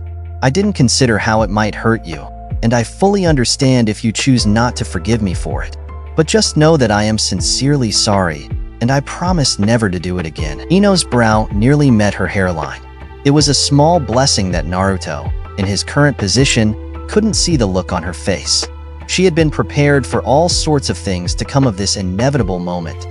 Yelling, screaming, crying, deep and meaningful conversation that led to a fairy tale-esque resolution to their troubles. You name it, and Ino had probably daydreamed that exact scenario at least once in the past few days. This, however, caught her completely off guard. As the silent seconds dragged on, Naruto remained with his face to the ground. Ino didn't know what to do. What could she even say right now? Naruto Uzumaki, the most hard-headed and stubborn boy she had ever met, who never once showed a lick of respect to any reigning Hokage, and who likely would refuse to bow to the daimyo if he didn't feel like it, was submitting to her completely. It was flattering, concerning, heartwarming, and suspiciously familiar for some reason. She pouted and hummed in annoyance as it finally clicked. Ino had seen this type of pathetic display before. "Ino, Dad set you up to this, didn't he?" she asked. "No," Ino sighed. "You're an idiot." Naruto chuckled sheepishly. "Does that mean I can get back up?" "Nope." Ino popped the word with such amusement that almost forgot she wasn't supposed to have fun with this. Crossing her arms, she schooled herself and continued. "You made me worry and panic for hours, so you can stay like that for a little longer." She was surprised when he didn't argue. With how well he was pulling this off, Naruto would have made an excellent Yamanaka. Ino still remembered the day she learnt about the age-old, foolproof apology technique of the Yamanaka clan, passed down from father to son over the years. Ino was no son, but she was clever enough to have seen it firsthand once when her dad had accidentally upset her mother once during her childhood. Pure humiliating submission, usually accompanied by no small amount of begging and gift-giving, sometimes requiring a date to seal the deal. It was just as embarrassing to be on the receiving end as it had been to witness her father stoop so low. But hey, people did really dumb things when in love. Meaning Naruto was either really dumb or really in love with her. Ino preferred the latter. "Did he tell you to beg while you were down there?" Ino asked. "Yes. Are you going to?" He shook his head slightly, still keeping his forehead to the floor. "I deserve this. I won't ask you to forgive me if that's something you don't want to do." Ino frowned. She was starting to understand how this technique worked. It was getting very difficult not to feel sorry for someone being so pathetic. If she let it drag on any longer, she had a feeling she would lose her conviction to not let him get away with his actions. "Okay, this is weird now," she said, getting to her feet and pulling Naruto up to his as she went. Somehow, being face to face with him only made things worse. Those big blue eyes bearing down on her may as well have been the ocean itself, and her conviction nothing more than rocks on the shore. The rocks never won that battle, even if it took years for them to wear down. "You know why I was upset, don't you?" she asked softly. Naruto nodded shamefully. "I could have died. We all could have died," he said. "I went on what could have been a suicide mission and dragged people close to you along with me. In a time when you had just lost so much, I risked taking more from you." Ino took a deep breath. It was one thing to know something, but an entirely different thing to hear it said out loud. At least he was smart enough to realize the gravity of his mistakes. "That much is true, but not nearly all of it," she said, receiving a curious look. She clarified. "You didn't say goodbye." Naruto blinked at her, clearly not understanding. "Naruto, we are shinobi. Dying is a part of our lives. Any day could be our last. I did not go into this without realizing that at any moment you may be called away on a mission that you may never return from. I know the risks of our line of work, and I have come to terms with it." She took a shuddering breath and calmed herself, reaching out with her hand to cup Naruto's cheek, thumb caressing the whisker marks. "We could each lose one another in the blink of an eye, and there is nothing either of us can do to stop that. I can forgive you for acting out and doing what you did. It was stupid and idiotic, but forgivable. I can forgive you for not including me in a mission for revenge that I had every right to be a part of. I can forgive you for nearly dying, even if it killed me to see you like that. But Naruto, if you ever leave me like that again, without a fond farewell to remember you by in case of the worst, and nothing but fearful thoughts, then I will never forgive you if you fail to come back to me." Naruto went to say something and Ino silenced him with a finger to his lips. "No," she said. "No more apologies. Promise me. Promise you will never leave me worrying like that again. Promise me that if this world cuts our time together short, that I will not have to live with the regret of not being able to say goodbye." Her voice was cracking now, fighting to get the words out clearly past the lump in her throat as her eyes fought valiantly to keep her cheeks dry. It was a losing battle. This whole week had been nothing but an act of delaying the inevitable. Emotions could not just be processed mentally and filed away like paperwork. They needed to be experienced and worked through properly. Ino knew this, and yet she had tried to maintain this facade for all this time. Naruto's arms pulling her into his chest was the final straw, and just like that, she fell apart. It was a rather quiet affair, consisting of silent tears and the occasional sniffle. Ino had long since grown out of making a spectacle of her emotions when she could help it. Still, she knew she needed to let this happen. And she also knew that subconsciously, she had been waiting for Naruto so she could do just that. Picking up where they left off, so to speak, as she cried, Naruto held her gently, whispering sweet nothings of reassurance in her ear the whole time. "I'm here. Let it all out. I'm not going anywhere. I promise. I love you." Over and over, he repeated them to her, gently stroking her hair and rubbing her back, even planting a kiss atop her head between some of his words. As far as comfort went, it was more than enough. Eventually, Ino ran out of steam. She had been tired even before this, and now she was exhausted. Peeling herself from Naruto, she pouted at the wet patch she had left on his jacket. Now he was open to being asked questions about it. If he was as honest as he usually was, that could ruin her reputation. It was settled then. He could not be allowed to leave. She had hold of his hand quickly, weakly tugging him toward the bed. "Stay with me?" Naruto was hesitant. "Are you sure you want me to stay?" Ino paused.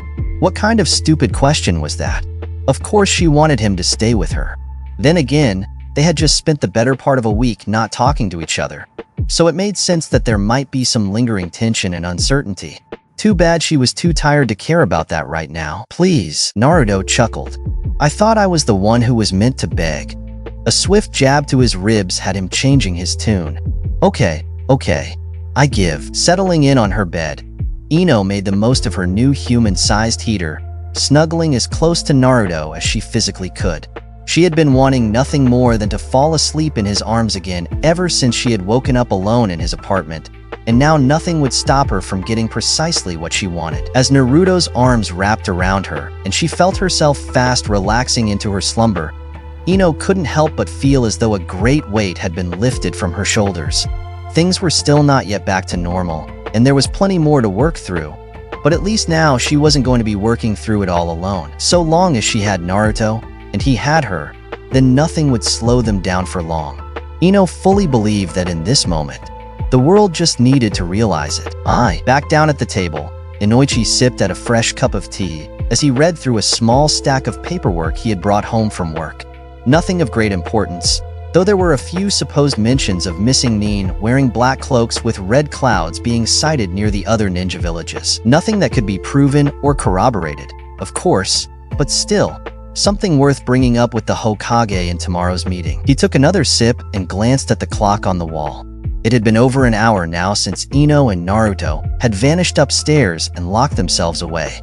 Inoichi had initially held some concern over the advice he had imparted unto young Naruto, but as time dragged on, he felt confident that it hadn't led the boy astray. Just as his mind began to wander and worry, Himiko came quietly down the stairs and sauntered up behind him to plant a kiss on his cheek.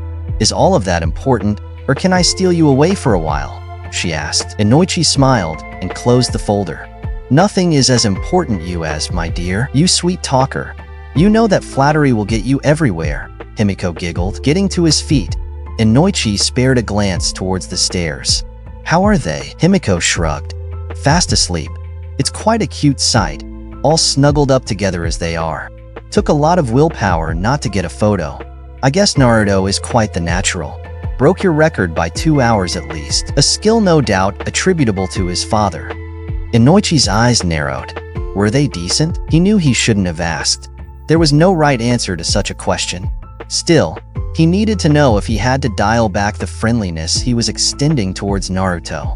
He liked the boy, trusted him even, but a father's duty was sacred. Fear was a necessity. Himiko swatted him lightly on the chest. "Oh, stop it. They are young, but they are plenty old enough to make their own decisions and mistakes. I seem to recall you being far livelier when we were their age," she teased. A cough did nothing to cover up his reaction to the verbal jab, his eyes still lingering in the direction of his concern. "Let me put it to you this way," Himiko said. "You can either keep worrying about whether or not your daughter is decent in the privacy of her own room, or you can be assured that I will remain decent in the privacy of our room for the next month. Choice is yours." With that, his wife slipped away towards their bedroom, leaving Inoichi to fight his own internal battle in solitude. A heavy sigh was the only declaration of a winning side. His sympathies went out to Naruto. The poor boy didn't know what he had roped himself into.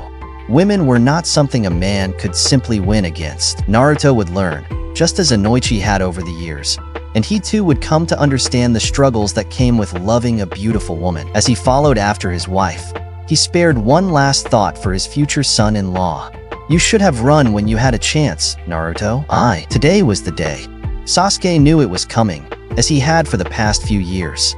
His tutelage under Orochimaru had apparently reached an acceptable level for the Snake Sannin, despite Sasuke's caution to ensure that his more advanced skills and training remained secret. It might have been naive to assume he could have kept anything from Orochimaru, but he had done well enough to extend the time frame that he had initially been given. He would find a way to thank Kabuto for making his master's body last as long as it had. Unfortunately, that would have to wait.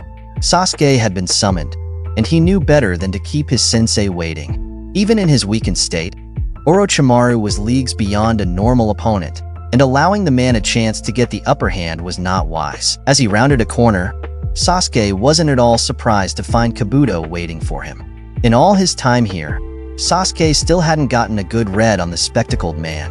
All he knew was that Kabuto was just as, if not more, slippery than his master. His motives and reasonings behind his actions were a mystery outside of supposedly serving Orochimaru, and that didn't sit right with Sasuke.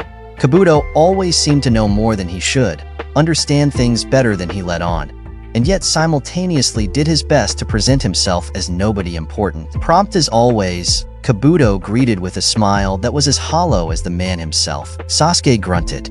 "What's this about?" He already knew. Orochimaru might have considered himself above everyone, but the snake's arrogance had failed him in this. Sasuke had been prepared for this eventuality for weeks now. Kabuto adjusted his glasses. "Not for me to say. Best not to keep Lord Orochimaru waiting." Sasuke rolled his eyes and marched on. He had to hold back a smirk as the door closed behind him and the unmistakable sound of a lock latching echoed through the room. Did they honestly believe they had him trapped? Sasuke, you seem to be in good health," Orochimaru said, voice dripping with that same false sincerity that it always did. "Your training has gone better than even I could have expected." Oh, how Sasuke wished these pointless pleasantries could be over with before they began. Orochimaru prided himself on being able to lower the guard of those he dealt with, and now was no different. He wanted Sasuke unprepared, unassuming, unguarded. It was quite pathetic, actually. Someone of Orochimaru's renown shouldn't have to hide behind such tactics. A testament to how far the Sannin had fallen as a result of his experimentations. In the desperate search for immortality, the snake had only clawed his way closer to death. "You summoned me?" Orochimaru chuckled. "Indeed, I did." From the far side of the room, Orochimaru's yellow eyes peered at Sasuke with a ravenous hunger that would have better suited a starving beast. The smirk on his face was one of preemptive celebration as he licked his lips in anticipation, as though he was already assured victory. Only the bandages that covered much of his body and the entirety of his arms were a sign of the man's current condition. Sasuke had seen enough of Orochimaru's injuries to glean a fair idea of what the third Hokage had done to his former student. Whatever the jutsu was, it left Orochimaru unable to mold chakra into his arms, and the stench of rotting flesh that followed Orochimaru was becoming too much to ignore at the best of times. Even if he were to shed his skin and transfer into a new body, Sasuke couldn't be sure the damage would not pass over to the next host. If Orochimaru got his way, that new host would be Sasuke, and Sasuke wasn't about to let that fate befall him, not when he was so close. Sasuke sighed softly. This was already a bore. Let's skip the pleasantries. I know why you asked me here. Then you know that there is no escape, Orochimaru said.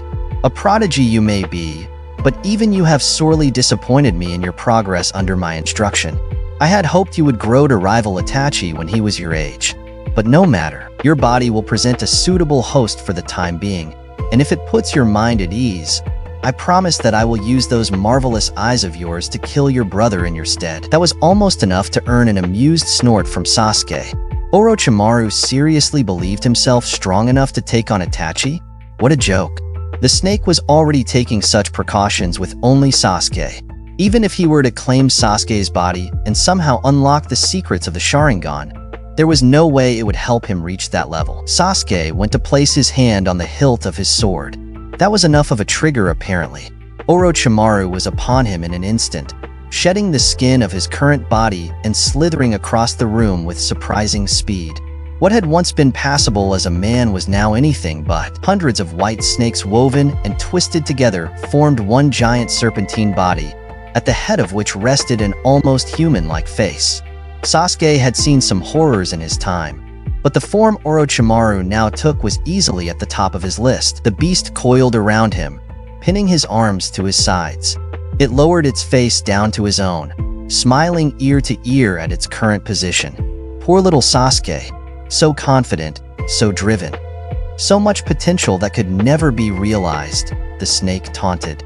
Your body deserves a better master, one that is able to see it reach its true potential. You don't know anything of my true potential, Sasuke said calmly.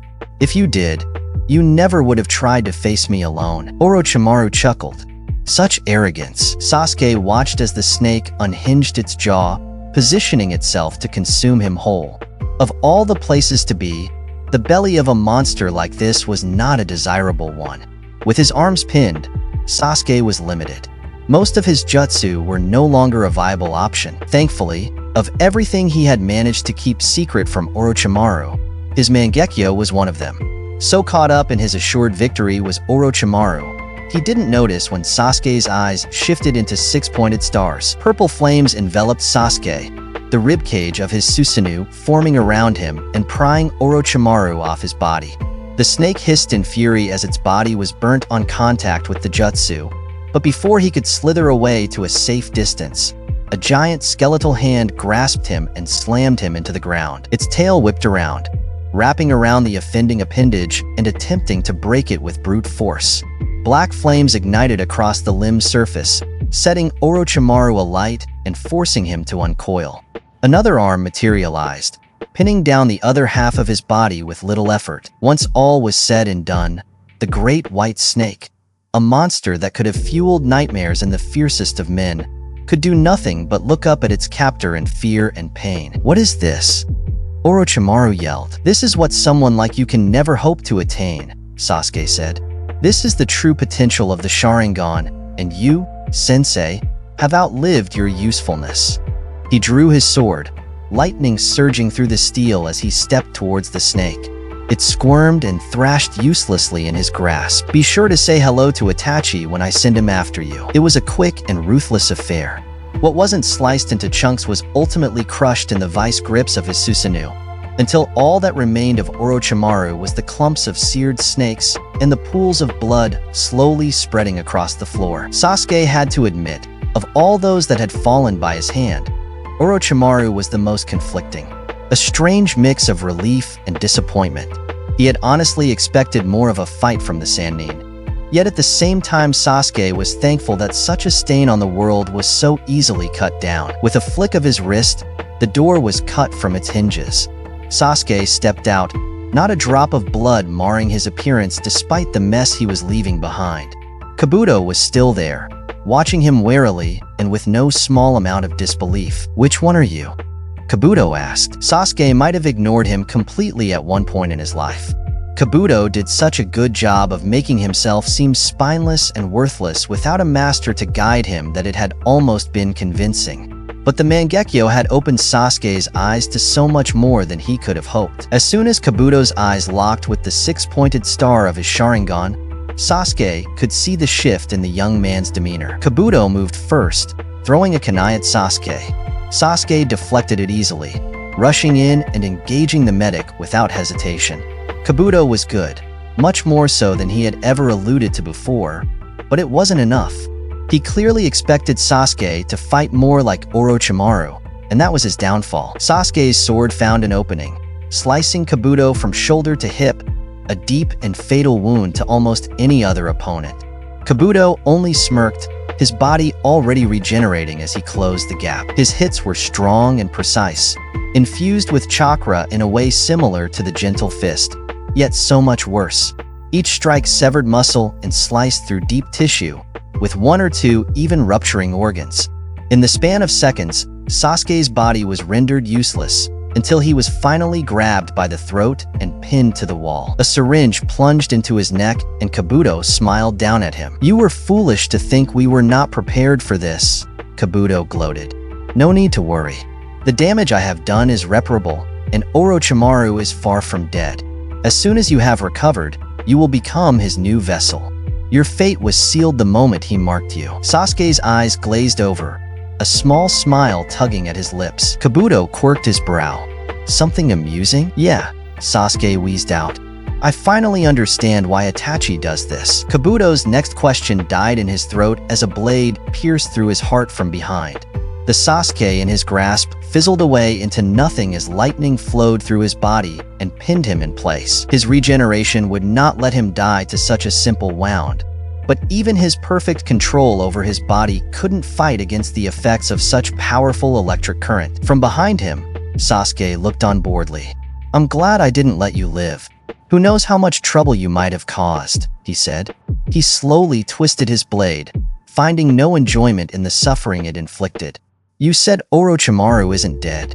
I'm inclined to believe you, but I get the feeling that you play an important part in his miraculous revival, and I don't like taking chances." His eyes shifted, and Kabuto wasn't granted so much as a final scream before his body was consumed in black fire.